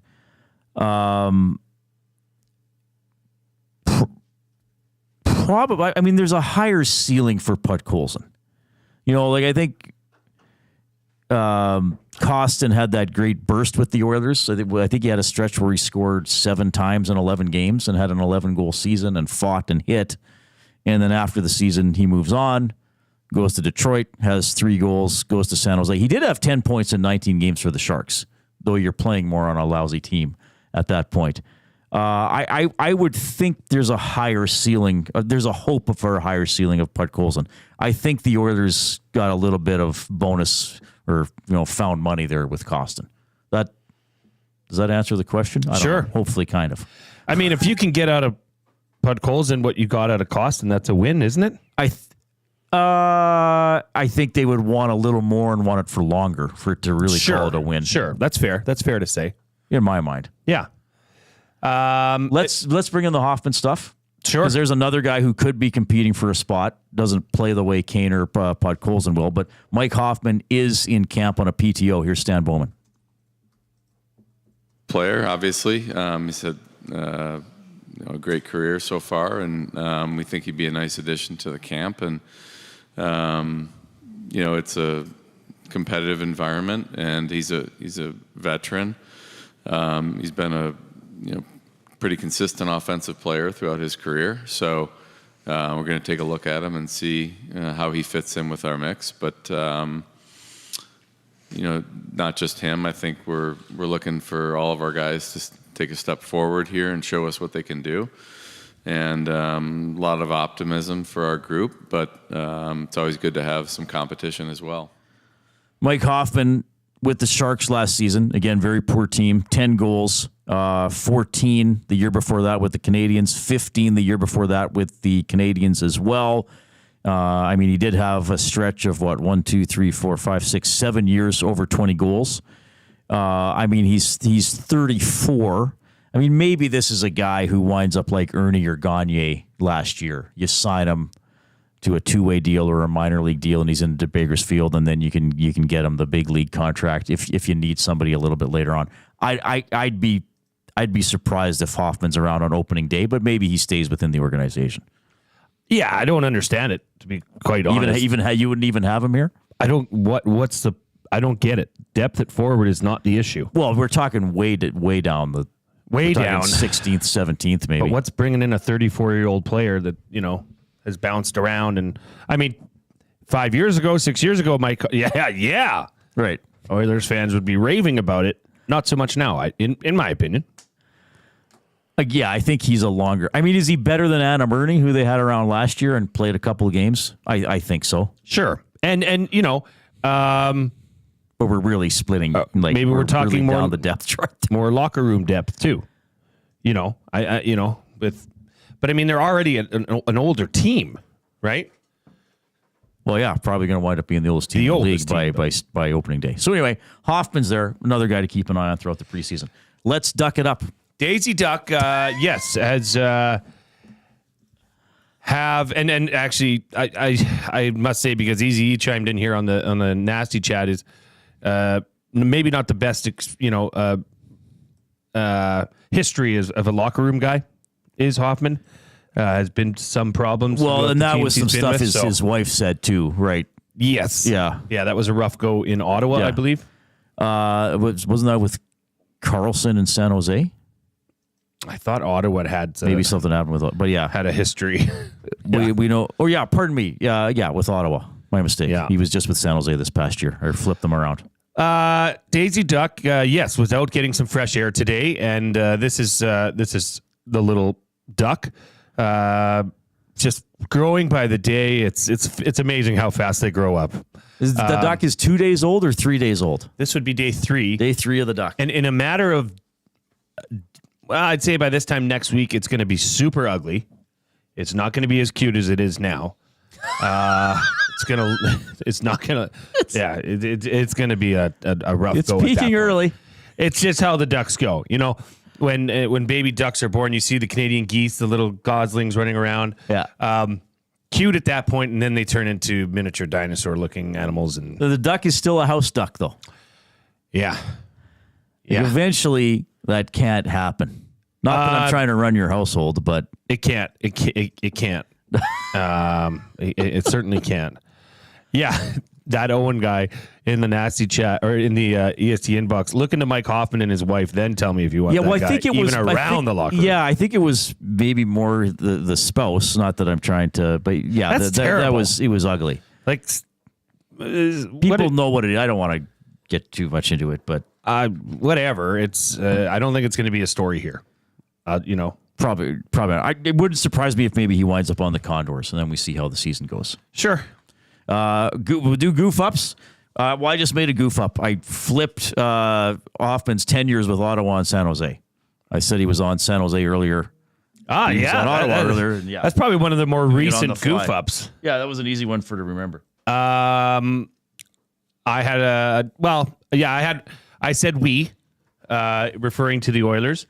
When we were talking about Hyman and the skate, and pucks going off his skate. Yeah, I'm okay with a fan. Oh no, Tommy would be all over me about that. We've had an in-depth discussion about this on a yeah, I know. I think it depends on the context. I know what you're talking about, because when Hyman has a goal disallowed, all of oil country feels that pain. So I get what you were saying. I don't think you were trying to convince anybody you're an NHL caliber player. Nor would anybody be. I could have scored that. That was one of my top 3 from last week. I said Jason Shivers has a great name because it's the same name as mine. Like, that's maybe not a goof up. That's not a goof up. That's just fine. an idiot. Like, No, what am I doing? You're being too hard on yourself. That was silly. I would say that Tom would also probably look down on me on that for not being professional. Well, I didn't realize Tom was such a taskmaster. He is the rules man. To him it's all about professionalism in broadcasting, which I can which is much important, more of. but it's fine. And Zach, do you know what you've done? No, I mean I was reading some of the texts in the EST text line at 780-218-9999. I don't call that a mistake. That was the most high quality picture of Jason Shivers. I could pull it up on the YouTube. Was it not him? It was him, but it was a picture of him in a rider's gear. I didn't notice that. See, this screen is actually quite small for me, so I'm not often picking up on the little details. It's the one seat. If you could see it on the YouTube, I got him in the green. We need an Elks one. Yeah. Green, black, and white hat. That is the wrong green. That is not the happy color of green. Well, hopefully the green and gold are happy on Saturday. 5 o'clock against the Bombers. We'll have the green and gold kickoff show at 4 o'clock with Jay and Matt. By the way, the Golden Bears are home 7 o'clock Friday. Yeah. Against Regina. Big game. You're going to go. I don't know if I'll be able to go to that one. I went to the earlier one, the home opener. I might just go home and watch it on Canada West. Or we can watch it on CanadaWest.tv. Oilers on ice sessions tomorrow. So we'll have plenty from there and more storylines on tomorrow's show. 6 a.m. Edmonton Sports Talk returns with its live coverage with the Nielsen Show and then all our great programming throughout the day. EST Show of the Year, the Nielsen Show. That is the EST Show of the Year. Thanks to Zach. Thanks to Jay. I'm Reid. Thanks for listening. You've always known GCL Diesel as the experts in diesel fuel systems, but did you know that GCL is also your source for turbochargers and turbo repair? As a turbo supplier for Garrett, Borg Warner, and Holset, GCL can provide genuine original equipment turbos at wholesale prices. Whether it's diesel, gas, natural gas, or performance, we can provide you with the turbo or custom repair you require. Turbo questions? We've got turbo answers. Visit us in the West End or online at GCLDiesel.com. GCL Diesel, turbochargers, understood. Get to know the winners, props, plays, parlays, and more with Nielsen and Hustler. Weekday mornings at 11 on The Lock Shop. Only on EdmontonSportsTalk.com.